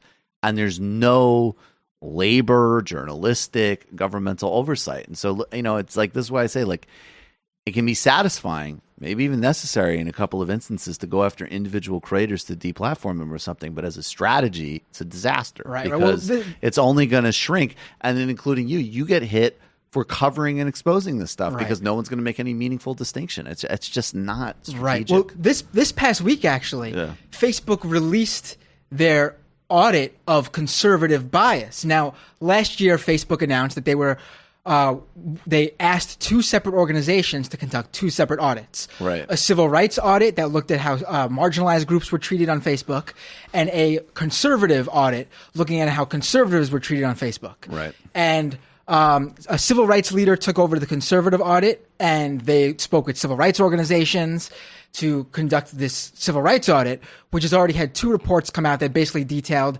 how different marginalized groups are actually hurt by Facebook's policies. But this week, the conservative audit came out, and Facebook had John Kyle, former Republican Senator John Kyle, put together this Facebook audit. And the audit is really weird because you think, especially being that Facebook AOK'd this, it would look at internal Facebook data, it would have some sort of numbers to support whatever claims are being made. But no, this audit that was released just this week, actually late, because John Kyle actually had to fill in for John McCain in the Senate. Right. So this audit that was released is actually just John Kyle going around to 133 different conservative individuals and groups and asking, hey, how does Facebook treat you? And then just providing that as the evidence. Right. So Facebook is taking basically conservatives saying this is how. I don't think it's treating me well. Yes. I'll tell you that. Exactly. So they're taking that Right. and creating policy around it. Now, luckily, according to Facebook, most of their policies are already covering the issues that the conservatives brought up, meaning they weren't strictly related to whatever the conservatives' complaints were. But one of the policies they did change is that they're now letting medical tubing allowed in Facebook ads. Previously, Facebook had banned any use of medical tube imagery in their Facebook ads. And now the reason conservatives had a problem with this is because anti-abortion groups need to show that tubing in their imagery when they conduct their Facebook ads to show, oh, look what happens to these fetuses. Right.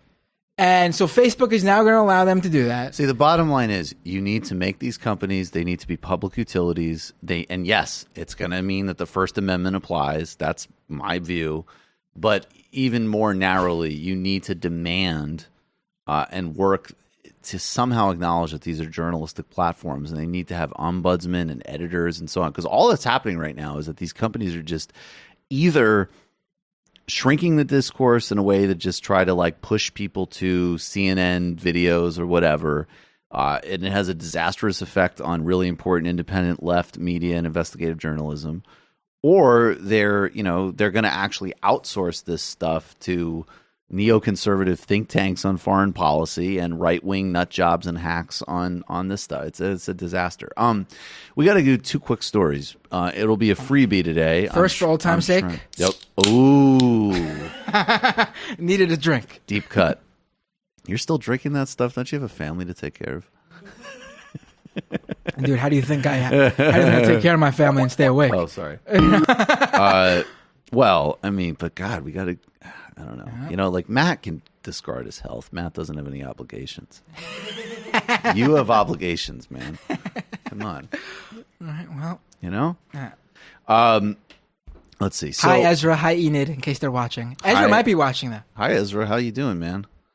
Let's do 2 quick stories, and then we're going to do a freebie Friday. We got to be out of here by about 2:15, so we're going to try to get through a lot of stuff. But we got to talk about the Amazon. And as I said earlier, the door to talking about the Amazon is, well, first let's get an actual serious report on this. This is a sound from Democracy Now! This morning with an Amazon watch. Andrew Miller from Amazon Watch explains the stakes to Amy Goodman. Problem in Brazil. Let's restart that. Amazon Watch's Andrew Miller was on something Democracy that wouldn't Now! have happened just 5 years ago. Not just the fires that we're seeing, which of course are incredibly visual and have really drawn the world's attention to what's happening.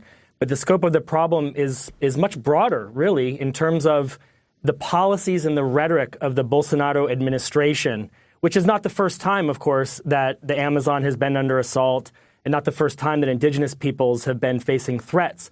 But we've really seen an acceleration an exacerbation of a lot of the symptoms. Of course, the fires, as you mentioned, are up essentially 80% over the same period last year. But we're also seeing other symptoms like deforestation rates also being up, in a very terrifying way in recent months. And the pressures and threats that indigenous peoples are facing on the ground from the illegal miners, from the land grabbers, from the loggers. So can you explain what Bolsonaro is charging? That NGOs are setting these fires? Talk about the map of the areas that indigenous people control, where these fires are. Well, we've seen 10,000 fires lit just in the last week. So the map of where the fires are is across the Brazilian Amazon and other parts of Brazil, actually. But if you look at the map of Brazil, if you look at the Brazilian Amazon from space, essentially, in some cases you can see where the indigenous territories are because that's essentially where the trees are still standing. So these fires are being set in areas where people are trying to, want to carry out different kinds of agricultural activities. But as you saw in the video, they're also going into indigenous territories. And that's, again, symptomatic of the broader policies that we're seeing from the Bolsonaro administration.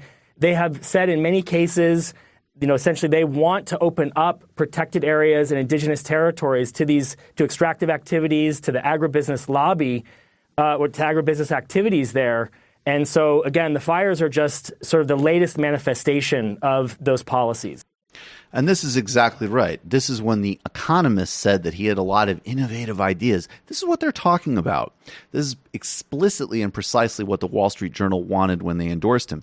And if we look more broadly, there is no question that this is the broader context of U.S. foreign policy towards delegitimizing the Workers' Party and making Lula da Silva a political prisoner. This is a new report. Leaked documents to Open Democracy show Brazil's Bolsonaro has grave plans for the Amazon rainforest. And this is specifically about whipping up, using rhetoric to basically attack indigenous people, basically in a fascist, grab of land and resources. Bolsonaro has said things like Africans have hurt Brazil. He's regularly called for the stripping of indigenous protections, and you need to have ethnic cleansing for ecocide. So that's the strategy of the Bolsonaro government.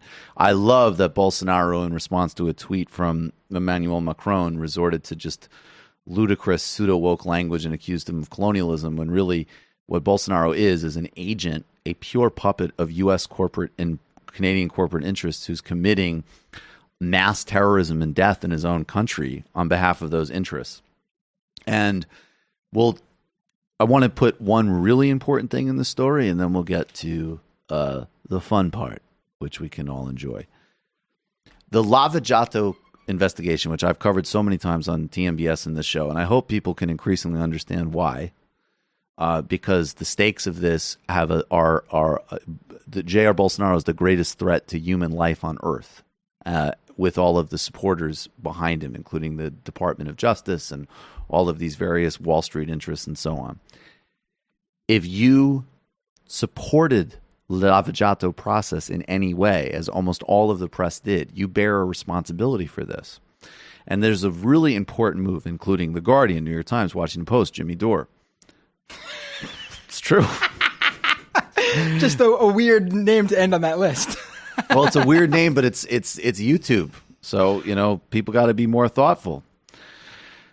Representative Hank Johnson has asked the DOJ for answers on Brazil corruption and the persecution of former President Lula da Silva. This is a press release, and 13 people have signed this, 13 congressmen. I'm going to read really quickly. Rahul Grijalva of Arizona, Eleanor Holmes Norton of D.C., Jared Huffman of California, Susan Wild of Pennsylvania, Adriano Espaillat of New York, Veronica Escobar of Texas, Ilhan Omar of Minnesota, Deb Haaland of New Mexico, Mark Pocan of Wisconsin, Jesus Chuy Garcia of Illinois, Emmanuel Cleaver of Missouri, Ro Khanna of California, have all signed a letter that was led by Congressman Hank Johnson of Georgia.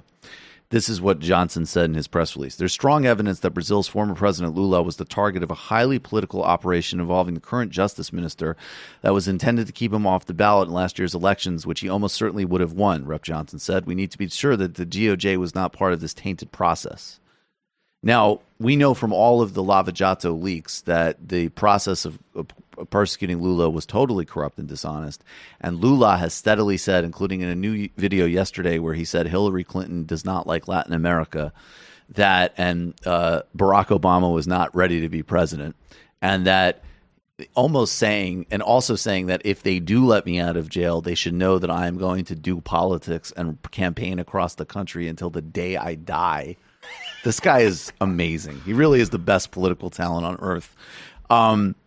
We know, though, that the whole process that was implemented from Lava Jato, and there was clear, the DOJ coordination is on the public record, including giving fine money to the Lava Jato team instead of the Brazilian state, that the timeline correlates with the discovery of new oil resources off the coast of Brazil that was going to be held by Petrobras, the state oil company, which the Lula and Dilma governments used to fund social programs with, and which now, in addition to everything else and all the other destruction of Lava Jato, has been bankrupt and also cost numerous jobs and significantly damaged the Brazilian and Latin American economy. So everybody bears a consequence here. Lula had a double-digit lead. Those elections should be annulled, and he should be freed immediately, and everybody should be calling for that. Now, there's another guy that had some thoughts about Bolsonaro, and that is, I criticize a lot of people, but I've always maintained this is the stupidest guy. There is no greater fusion of stupid and craven. I absolutely would pick Jimmy Dore in some type of game over this guy. Yeah, no one worse than this guy. Dave is the archetypal useful dumb guy. Absolutely. Here's Dave Rubin reminding us of his deep insight on Jair Bolsonaro. What is your opinion on Brazilian Prime Minister Bolsonaro? Oh my God! Regarding what? Can we just play that again? You haven't seen this before? You literally have to just not have paid attention to anything whatsoever in the past, like, how many years? No, not even know how to... Matt. To be fair, Dave has been paying attention to the important stuff. You got to watch the whole clip. Don't worry about pronouncing his name. There's higher priorities here, like, I don't know, terrorizing gay kids in schools. Check it out. What is your opinion on Brazilian Prime Minister Bolsonaro regarding, oops, there's a lot of things moving here, deforestation of the rainforest? P.S. I'm a Christian. I'd bake you a cake, though. I don't know enough about him, but it sounds like he really hates Marxism and he's really pushing Brazil to become more of a world leader, and that he actually is for capitalism, and he's trying to get some of the SJW stuff out of the schools. I just saw a tweet by him a day or two ago. So on that front, and I don't know a ton about him, that all sounds good to me. And as a Christian, I appreciate your offer to bake me a cake. Oh man, thank you for playing that. What a fantastic birthday gift. Thank you. Can we also just remind everybody in terms of like that actually even the Bolsonaro government itself apparently has major concerns at how poorly received Brazil is in the world right now. Germany has cut off funding for at least one program related to the Amazon, and Merkel and Macron are calling for a G7 meeting to deal with what's happening in the Amazon. Lula was the most popular politician on earth when he was president, and Celso Amorim was called the best foreign minister in the world. So in terms of like really making Brazil better positioned in the world, might need to rethink that one, dummy Dave. The funny thing to me is before he brought up that he read a tweet or two from him, I was assuming that all he knew about him was deforestation, and his first response to hearing that was, well, it's great to hear he hates Marxism. I mean, it basically was. This was before. To be fair, I'm sure Dave, this was several months ago. I'm sure Dave is totally up on this and will clear his schedule of really deep podcasts that he has planned about, I don't know, like Oberlin students like protesting teepees or something in order to deal with the fact that the lungs of planet Earth are getting burned up. I have no doubt that Dave is planning content. More likely Tim Pool's going to be on next week.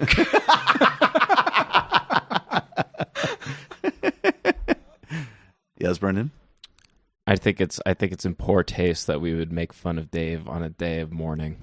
Well, that's a good point. And what might be a day of mourning for Dave Rubin is a day of joy and celebration for most humans. And of course, I'm talking about the death of David Koch.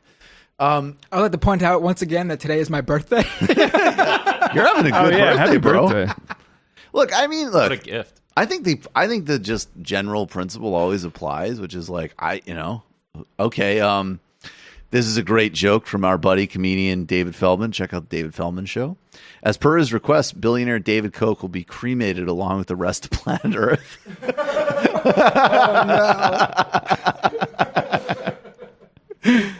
I mean, look, we all know the Koch brothers. If you haven't yet, go pick up a copy of Jane Mayer's Dark Money to understand what these people have done going back to their father. I mean, these are two, they've so much to harm American democracy, so much to hurt so many people, create so much injustice, suffering, and poverty.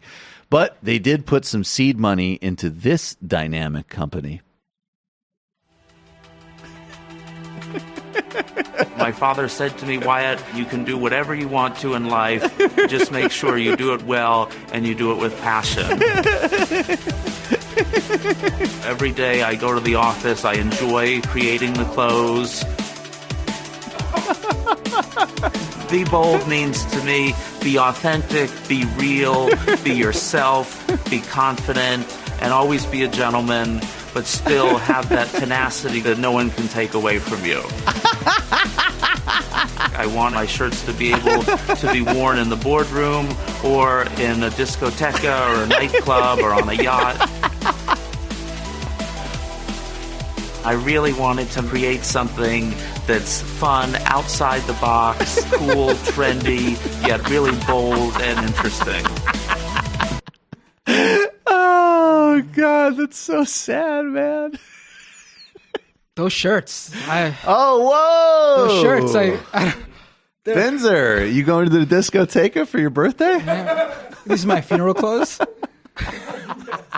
Oh my gosh! Are you honoring the David Koch memory? There should be a flash mob at the funeral, all in white Coke gear. It's, they're not for everyone, but if you could pull it off, you can pull it off. They're about $90. I spent a lot of time at what was it? The discotheque? Is that what he calls it? Yeah, we use the phrase "trust fund baby" fairly loosely here on the show. But when it comes to the Koch brothers, whose father made his money building oil industries for both Stalin, which you could excuse, and Hitler, which you cannot excuse. That's right. And they literally had this Nazi maid who made them go through all this terrible stuff when they were younger.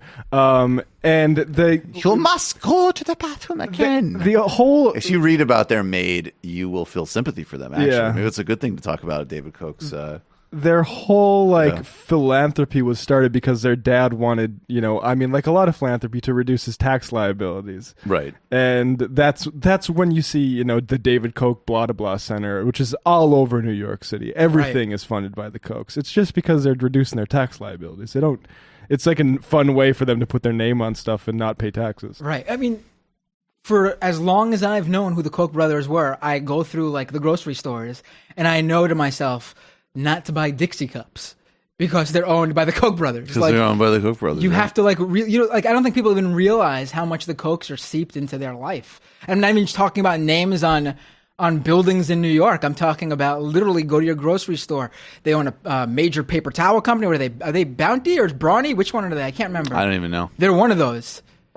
And they're it's Dixie all cups. Georgia Pacific, right? That's them. Yeah, I think it is. There you Georgia. go. So it's because Koch Industries is either the largest or second largest. I don't know if it's after Cargill or before it, but private company in the world. Right. And they have, and they're also. I mean, Mike Pompeo's whole career is a Koch project. Yeah. Congressman from Koch. All right, let's take a call, folks. Of course, just as always, we're definitely not going to get to all calls because we have to. A little tight time-wise with the travel, but you're calling from 847 area code. Who are you? Where are you calling from? Hey, it's Josh from Chicago. Josh from Chicago. What's on your mind? I'll have a Chicago hot dog for me. Hot dog ever while you're in Chicago, please. Okay. Devil dogs. I'll do that. Yeah, do it.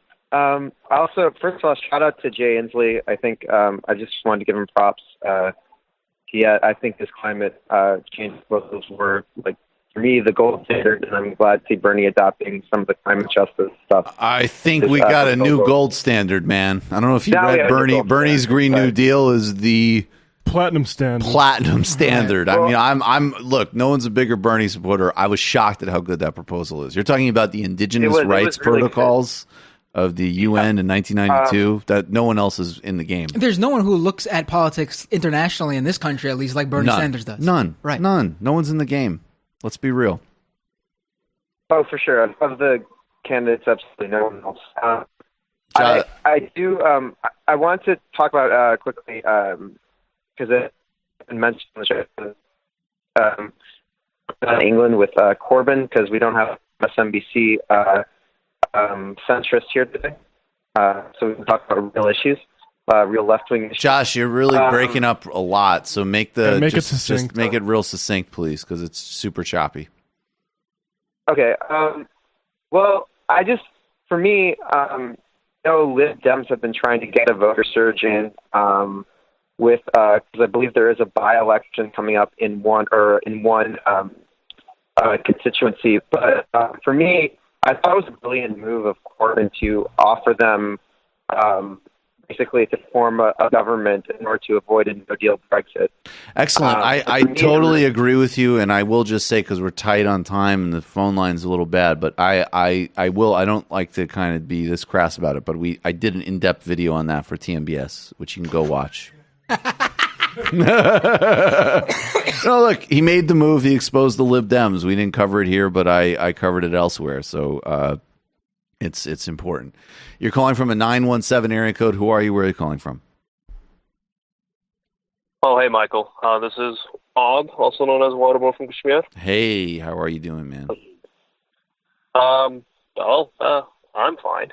Anyone who's here, I guess, is fine. Just wanted to make a guest recommendation, a little bit of update, and some comments about that. I don't know if you've heard of Rana Ayu. She's the author of Gujarat Files. Mm-hmm. I think she would make an excellent guest because she actually like secretly taped people because she's like, no one's going to believe me if I don't tape this. What's the website? I'll look that up. Could you tell me the website? Yeah, tell me too. She wrote a book called Gujarat Files. I'll just Gujarat spell her name Files. out. It's Rana, and last name is Ayub, Ayyub. The book is called Gujarat Files. Okay, somebody Google taking that down. All right, yeah, I will try to get her. Okay, just we're a little tight, so just what else? Yeah, no, I my friend? completely understand. So obviously they're arresting people. They're shipping them actually outside Kashmir. Yep. Because there have been reports coming out that there are actually people like in Delhi. There's gas shortages, food shortages. Does that fit with the one interpretation that I've heard that this is obviously this is a nationalist ethnic cleansing project of the BJP, but also that this really is about like that there's a lot of prime real estate there. There's money to be made on ski slopes, vacations, and different property values. And if you strip citizenship and cleanse the place, you can basically there's a lot of kind of primitive accumulation opportunities. Is that what's going on too? Well, there's a big constituency that wants that and got it, and this is what fascists do. Like, they'll tell you what you want. The moneyed interests got what they want. The middle class that is falling into a line and is dreaming of, going up and buying prime real estate there is looking for that. Like, everyone is getting what they want. Right. Because that's what Modi is selling. Like, sort of the way, like, Trump. Like, David Cook may not have liked Trump, but he liked his policies. Or, like, you guys mentioned Mitt Romney. They might hate the guy, but, like, hey, he's doing what we want, right? Right. Kind of that dynamic going on. Yep. And, like, the last comment I would make is the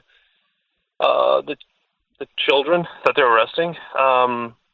They are, it's not just the police, it's not just the military, it's also the paramilitary. So it's not like a local law enforcement thing. It is a way to terrorize the population. Because what they want is for people to, like, not come out and protest, but specifically push people, because any population, you can go in and if you poke them enough, someone will, resort to violence. And so they're trying to pick their own opposition, sort of what, like, dictators are like, oh, listen, we're just trying to put down these terrorists. So, yeah, just keep an eye out for that. And, I'll just keep tweeting out articles. But, I know you're short on time. Thank you for your time, and thank you for covering this. Definitely keep tweeting. Tweet me and actually remind me of your handle. I got to make sure to follow you back so I can keep coordinating this stuff. We'll do a lot more on it. Thanks, man. Okay, man. That's really disgusting. Leon Grotsky. Hey, Michael. Excited to see you tomorrow night. I know this isn't TMBS, but Bolivia needs a shout out for taking initiative to try to mitigate the Amazon disaster. Yes, and I do want to get up to speed with what Bolivia is doing. Apparently, there's an initiative there. Thank you, and look forward to seeing you, Chicago, tomorrow night.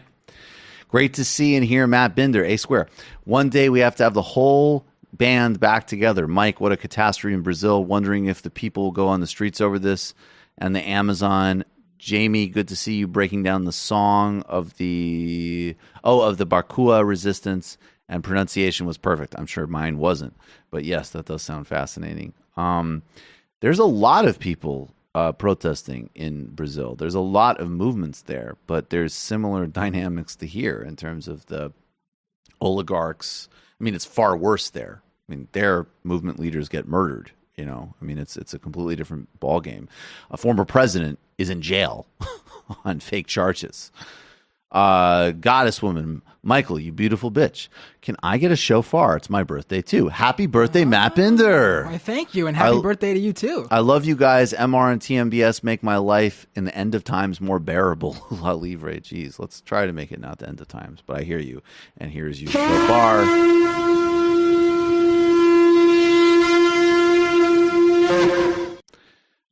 Glass House. I had some Trump-supporting friends that took issue with Hassan Piker's comments yesterday and tried to get me to apologize for him. It's nothing but a game to them. They have no problem excusing Trump's constant degradation of public discourse, but will act indignant over comments made by a leftist they've never heard of You before. have solidarity with Hassan. Solidarity with Hassan, and of course they'll do that. And of course Hassan did not mean that he was happy that the September 11th terrorist attacks happened. He was trying to make a bigger point about U.S. foreign policy. He's trying to make a bigger point, in fact, about literally people like Dan Crenshaw who vote to fund the terrorist-supporting Saudi regime in terms of selling them weapons, even as they're committing a genocide in Yemen. Yeah. And he misspoke for 1 second. He deleted the video, and these people are cynical. They're craven. They're lying about him. They're attacking him. It's disgusting.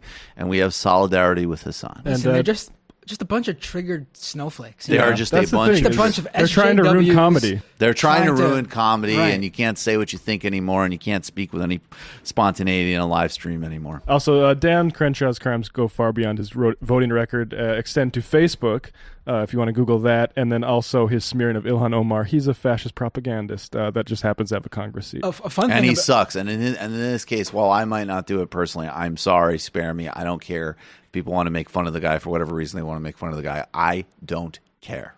A fun thing about him that he's recently putting together is that you see that thing that's going around online where he's going to do a run across his whole district, which just basically showcases how gerrymandered it is, because he's got to go like all over. Like he should do it in Crenshaw's, or did he mean it in Crenshaw's district? No, that is Crenshaw's district. That's awesome. Yes. Oh, I want to go down there to do it. Dan Crenshaw is doing it to showcase how he's going to meet everyone across his district, and he showcased what his marathon run was going to be. Right. But it just shows you how gerrymandered his district it's gerrymandered to hell. Wait, so Dan Crenshaw's doing the Yes, he's actually doing it. Hassan should do the run. Hassan should totally do the run. Hassan should definitely Might be do the dangerous, run. Yeah, I was going to say maybe not right now. There's a lot of crazy people right now. You're calling from a 308 area code. Who are you? Where are you calling from?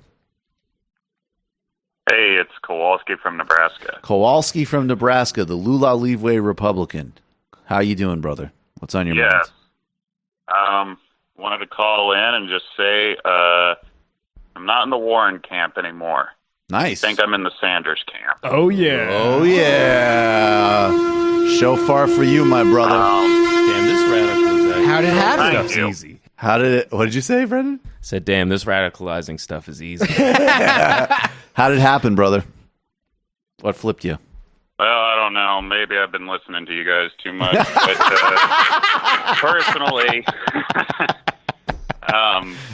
personally speaking, my biggest issue will be pretty much environmental. Right. Just because, I see that tied to pretty much everything. And I don't know. Warren seems like she's willing to almost start compromising now on some positions. And say what you will about Sanders. Like, I certainly have some disagreements with him, but the guy is, like, as true as they come. Like, absolutely. He's as stagnant as Captain America. I mean, he has believed the same thing for 50 fucking years, and, well, sorry about that. That's but all right.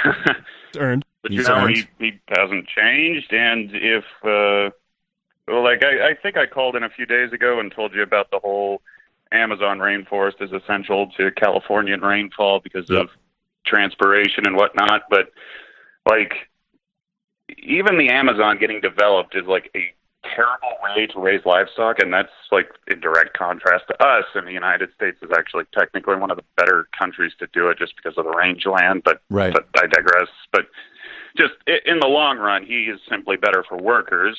I'm a worker. The whole planet consists of mostly workers, and I think it's time to give the oligarchs a run for their money. Well, I love it. I agree with you completely. And I just, again, you're so right. I mean, look, the fact that Bernie called for freeing Lula is, again, another reason why he's the bravest, clearest, and best. But it's also that you're right. It's interdependent with these other issues. You don't have the systemic understanding of what leads to a crisis like this. And that Green New Deal is so innovative and courageous. It also happens to be scientifically, the bare minimum. Like, we need to do this in a major overhaul. Well, I've not. told you guys a little bit about what my plan that I'm hoping to be sharing with everybody, and I think a good way to phrase it is just conservation economy. You can get conservation to sell in a red state pretty easily, and I mean, I don't know why people get caught up on semantics, but like this is just simply a no-brainer. I've never supported Trump at all, so like this is a no-brainer. Really? Plus, if he's going to bring back the cool co-ops, like the real ones, I'm all for that, because even the old-timers out here will say co-ops back in the day were awesome. Yep, and he was a And pioneer of they that don't in even Burlington. realize that that's a socialist concept, so... But they were, because they worked for normal people. I mean, he was a pioneer of that in Burlington. That's another great part of his record. Matt, real quick. Real quick, what was it that made you pick Warren over Sanders to begin with?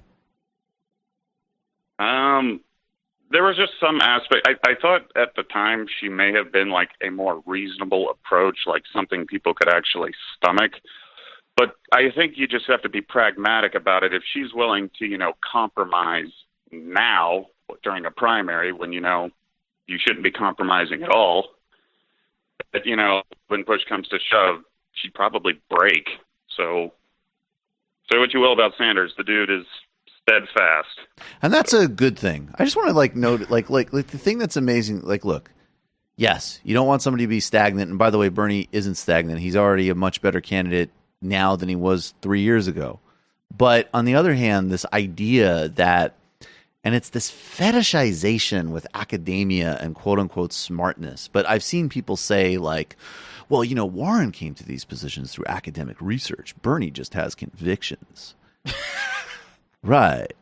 That's actually a very desirable trait. Right. And I don't know what kind of I view it as Bernie has both convictions and the academic understanding. Of course he does. Of course he's clearly a smart guy. Of course. It's the idea that you need some sort of data and not just pick the morally correct position on its front is the sort of thing I think is the is data what, and the technocracy is the second order thing. It helps you implement the vision. And I just think that you it's very, I've seen that other attempt to reframe, and it's not. And unfortunately, honestly, look. At this point, you got to start clarifying the differences, and I will. But a lot of this stuff with Warren is actually, because it's so predicated on this weird obsessive hatred of Sanders, it's unfair coverage to her as well, because it's always these dumb, ludicrous contrasts that are just trying to smear him and don't benefit anybody in the long term. Thank you a million for the call. I appreciate that. How do you, Matt, you're straight edge. I am.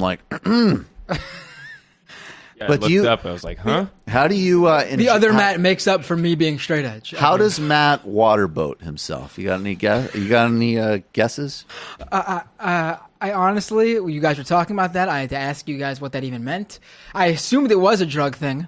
Apparently, it's only slightly related to a drug thing. Well, this is a great transition because you're making about as much sense as David Avella made on Fox and Friends this morning when he talked about. And Matt didn't just take a hit of something right there. No, didn't. He just had some Coke from the can. Cola. This is David Ovella making a lot of sense this morning on Fox's Outnumbered. I can't believe this show still exists. California has tried to clear out their prisons, and yet every year they continue to have overcrowded prisons. And the focus ought to be on a society that follows the law, not allowing people to defecate in the streets, not allowing individuals to lay on the street, having just shot up with marijuana and having heroin and having a hold on. needle. So Matt, now I'm worried. Do you shoot up marijuana? No, I do brain busters with a bong. All right, so David should calm the hell down. All right, go ahead. Oh, that's it. All right. Not allowing people to defecate in the streets, not allowing individuals to lay on the street, having just shot up with marijuana and having heroin and I like how they are. No, heroin, David, you awkward idiot. Come on, even I know. Yeah, I was like, we understand. Yeah, I mean, we're trying to demonize homeless people here. Can you not be an idiot? If you want to know how far Republicans have gone into this psychosphere, this guy thinks that people can shoot up marijuana. That's how removed he is.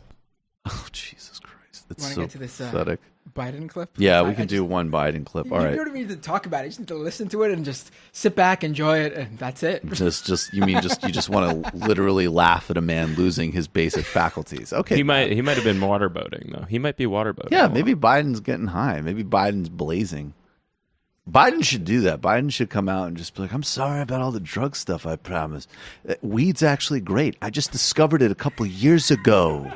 It's been helping me with stress on the campaign helping me trail. with stress on the campaign trail. I remember the year, it was 1982. In 1982, I was in the Senate. I was 15 years old. I was in the Senate. And Bobby Kennedy had just flown back. He was actually at it. Ghostbusters was popular at the time. And Bobby Kennedy was at the movie theater, and then that goddamn Arab killed him. And I sat down with Strom Thurmond, who was my greatest friend in the history of Earth. Great guy. I remember Strom Thurmond said to me, he said, I don't hate black people. I made him pregnant. I said, what a hell of a guy. Anyways, you ladies might not understand that. And I sat down with him, and I said, we got to do something about healing this country. And that year was 1987. All right, here's Joe Biden. My long friend, time friend, and she's a friend. She's been my friend in and out of public life. My long friend, time friend. Who's a friend and has been a friend. Although, guys, I don't have the... My long friend, time friend, and she's a friend. She's been my friend in and out of... It's like he's rapping. Yeah, you should definitely take... You know, I forget who said this, but it might have been Vic Viana, but somebody's like, if Trump and Biden are both senile, like, Trump will just power through it. Trump's like, yeah, I'm senile. It's fine. Yeah, it's an asset. Just an asset. Just give me some Jello. You gotta play it like jazz. You can't resist it, Joe. Problem is, people think too much nowadays. Joe, just embrace the fleeting impressions that color your imagination. Herbie Hancock. Did you? So, okay, guys, what do you think? I don't know if I'm going to get the Biden voice, but I think the direction that I'm taking it in is pure senility with vanishing, with mixed up time frames that usually lead to defending segregationist senators. I think that is going to be basically the template of the Biden impression. Right. I think, does that make sense? The incredible thing to me is... I remember MLK. He was killed in 1990. I just got out of a breakfast meeting with Ronald Reagan, who was my friend. And he shouldn't have joked about Africans not having shoes, but it was a joke. Barack's my friend, okay? The amazing thing to me is it's gone from people on the left using the term sundowning to describe what's happening with Biden to I've literally seen mainstream journalists start to use the word sundowning to describe what's happening. Yeah, they've said like he gets worse as the day goes on. Yeah. I mean, honestly, even like, look, I hope that he is not actually like losing. Like, obviously, I hope that is not happening. But just like it's clearly just like, yeah, this guy. Part of it is like, it would be legitimate if there was any indication whatsoever, and there is literally none, of like saying like, hey, Bernie seems off. Like, it's not ageist to say once you reach a certain point like just in terms of your age, we have to ask some basic questions. And then if you cover those metrics, like 2-3 years ago, Joe Biden never sounded like this. Right. He made gaffes, whatever. But I actually always thought, and I still think, to be honest, even with this, that he's a formidable candidate for a variety of reasons. But like 2016, no problems. He would have crushed it. This seems different. He seems, at the very least, incredibly tired. And, I don't know. We need to be real about that. I like what we were saying, like Simone Sanders is negotiating for AD.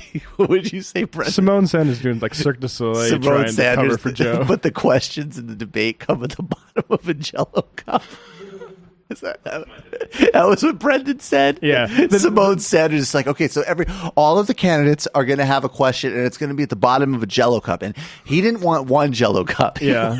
These are going to be the first He wanted 20 Jell-O cups to cover all the main issues. So if you're saying that Joe Biden can't debate without Jell-O cups, that's a real misrepresentation. He wanted a lot of Jell-O to talk about the main issue. Trump versus Biden is going to be the first AM debate series because both these guys Sunday brunch debate. Yeah, like all right. What did Joe Biden team demand say 9:30 a.m.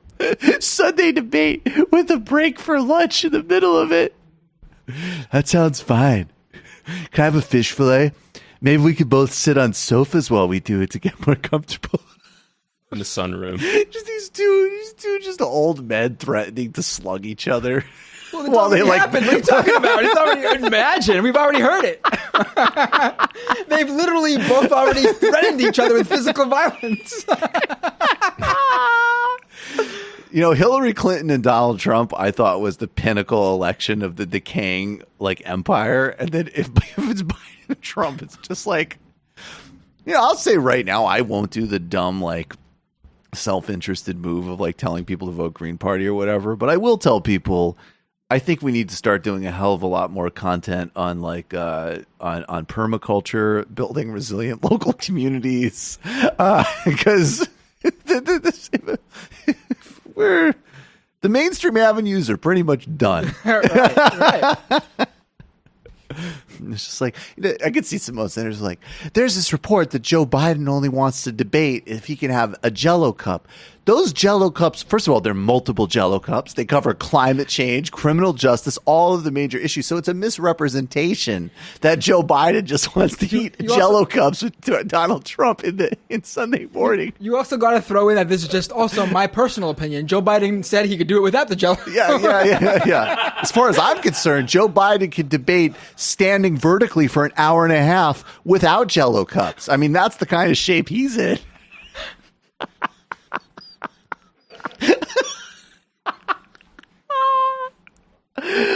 Oh, God. Yeah, you're calling from an 860 area code. Who are you? Where are you calling from? Anthony, formerly from Connecticut. Anthony, what's on your... Where are you now? Florida. No, nice weather upgrade. What's on your mind? Yeah, well, I was calling to address the caller who disparaged Florida. Pinellas County. All right, just, gotta be quick. The ERA. Sorry? Pinellas County, Florida, just voted to sign on to the ERA. Cool. Good stuff. There's still a lot of work to do, though. Definitely. So they got to extend the deadline, and then we have to convince the Republican governor. So Google Pinellas County, Florida, ERA. Get involved. Thanks. Florida only sucks if you let it. Oh, I like that. Awesome. I appreciate that, man. Thanks for the call. All right, final story. Well, let's just do this one. We can play the Trump one, too. It's 19 seconds. But this is the most, I think Felix Biederman said this is the most evangelical thing he's ever seen in his life. Rick Scott went to the Western Wall in Jerusalem, and he prayed for an end to Nicolas Maduro's evil regime and genocide and hashtag Venezuela. There is another group of people who are infinitely more oppressed than anybody in Venezuela who live pretty close to that wall that you could have broken a prayer out for, buddy. I know you don't want to talk about the Palestinians, but at the very least, you don't have to be so tasteless to overhype a crisis across the world. I will say, incidentally, too, Twitter just took down Nicolas Maduro's Twitter account. They did, right? Yeah, they just took it down. Without any explanation as far as no I explanation, saw. just took down a head of state's Twitter account. Do Trump next if you're going to be... yeah, if we're doing that. We're doing that. Take down Trump. Rick Scott's prayers worked. Yeah, Rick Scott had the insight. They went right to Jack Dorsey. Yeah, there was like a nice rabbi. If you go to the right angle of the wall, need to go to Jack Dorsey, and Maduro's Twitter will be taken down. I think if you go to the Wailing Wall, you should at least be giving a nice generalized prayer for peace, security, and safety of everybody in the Middle East. But that's just my thought. All right. What's this Donald Trump one? Is this just a fun preview of what we have in store for the next several months? Yeah, if we talked about Biden, so maybe we want to get into Trump. All right, let's do a little bit of Trump. Outstanding mental well-being right here. Intellectual property theft. Add that to it. And add a lot of other things to it. So somebody had to do it. I am the chosen one. Whoa! Somebody had to do it. So I'm taking on China. I'm taking on China on trade. Whoa. And you know what? We're winning. Intellectual property. King of Jerusalem and chosen one. It's the look up at the sky. The look back at the sky that adds to it. That really sells it. A lot of people thought I was just going to double down on xenophobia for the election, but actually I'm going to go into Messiah complex mode. Weren't expecting that, were you, Debbie Wasserman Schultz? Sorry, Debbie. I mean, we got a powerful guy who thinks he's a god and a literal cult that follows him via QAnon. I wonder what could go wrong there. Right, we might see yeah. a mass drinking of the Kool-Aid coming soon. Who knows? I mean... if there are worse outcomes. Yeah, there's worse outcomes. I was going to say, I think you actually just outlined the most optimistic one possible. No, I like that. I like that. Just them debating. Like, I'm the chosen one. Everybody loves me. You're not chosen one. You're making you're the hate of America. You're tearing the fabric. I remember when me and Strom Thurmond talked about restoring the fabric. And he said MLK should have been a shoeshine boy, but that wasn't the point. I disagreed with him, but we were both in the Senate. Anyways, what were we talking about again? That was my friend there. I hope he brings back corn pops for 2020. Totally. If you're a reporter, ask him about corn pop. Corn Pop couldn't swim in that pool, so I said, you got to go in that pool, Corn Pop. Then I sent all of Corn Pop's extended family to jail when I expended the SWAT team program. That was in 1975. Don't give me the wrap it up finger, Brendan. I'm enjoying myself. Keep your fingers down. You both be quiet. Just earned yourself another call. I told you we're going to be out by 2:15. Show half of this disrespect to Sam. No, but actually, seriously. You're calling from a 305 area code. Who are you? Where are you calling from? Hello, this is Dax Alvarez from Virginia. Sorry, tell me again. Hello? Yeah, what's your name? Dax. Okay, real quick, what's on your mind? So, I've been reading about reports that, I'm a huge lefty, right? But Max Blumenthal is one of the guys that I read a lot. Okay. So, I actually have a very intricate background. But I'm really sorry because we're just super tight. You got to ask the question. Please, what's the question? Okay, so Max Blumenthal basically went to Nicaragua. Mm-hmm. I've lived in Nicaragua 15 years, and I protested against Ortega because he I don't has have done the. things like, Honestly, I don't have the knowledge base. That's the reason I haven't covered Nicaragua. I need to get much more into it. My instinct is that Ortega has a terrible rights record, and that the United States is trying to destabilize Nicaragua. I think both of those things are true, and I haven't covered it enough because I don't know enough about it. I appreciate the call. I'll look into it more. That actually really is an intention, but I'm just not going to.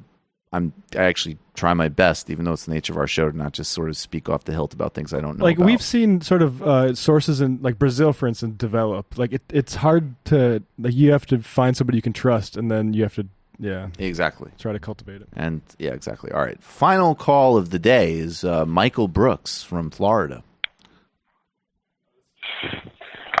Oh, he knew my number. That's really interesting. All right, man. No, I appreciate that. Now, that has me really excited. All right, I know you're quick. So what? Now, disparaging Florida was done for one reason. I specifically cannot stand my congresswoman, and I think that's really acceptable. Who is your congresswoman? Debbie Wasserman Schultz. Yeah, I knew that was coming. DWS. All right, she's bad. We agree. Yeah. Thank you for the call. But, not just bad, election stealing bad. Terrible. Oh, I got it. I'm not. Well, we'll look into that more. This is the Tim Canova zone. All right, folks. I apologize. Cannot get to any more calls because we have to be out of here by 2:15 because of planes, trains, and automobile. You're going to your TMBS show, right? TMBS Chicago. All right. So let's read a few IMs before we... While you're looking for those IMs, youtube.com/Matt Binder. Let me get those plugs in. Yep, youtube.com/Matt Binder. Subscribe. It's my birthday. Thank you for all the birthday wishes. But for my birthday, you could subscribe to my YouTube channel. Also follow me on Twitter, @MattBinder. And yeah, that's the main things. The podcast is at doomedpod.com.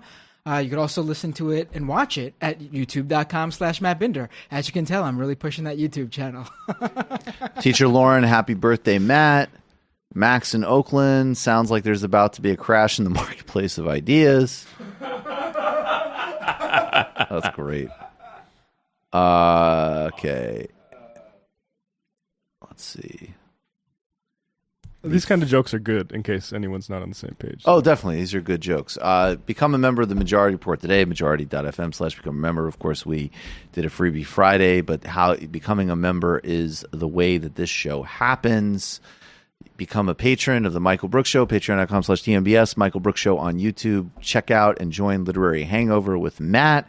check out and join the Antifado. Jamie, Matt, what's the address for Literary Hangover? Oh, at Lit Hangover on Twitter. Okay. Oh, I forgot my Patreon page, patreon.com/Matt Binder. Thank you for the reminder. And the final I am of the week, Nubian Numid. I'm sorry, I don't know what that is. I apologize. The Algerian revolution is still going strong, which is interesting that France and the U.S. have not made any moves. That's another thing I would like to loop back to. Folks, we have all new shows next week, even though we are on vacation. And we'll be back the first week of September. Peace. It might take all the strength I got to get to where I want, but I know somehow I'm gonna get there. I wasn't looking when I just got caught between the truth and the light bulb, but finding out won't make me feel any better.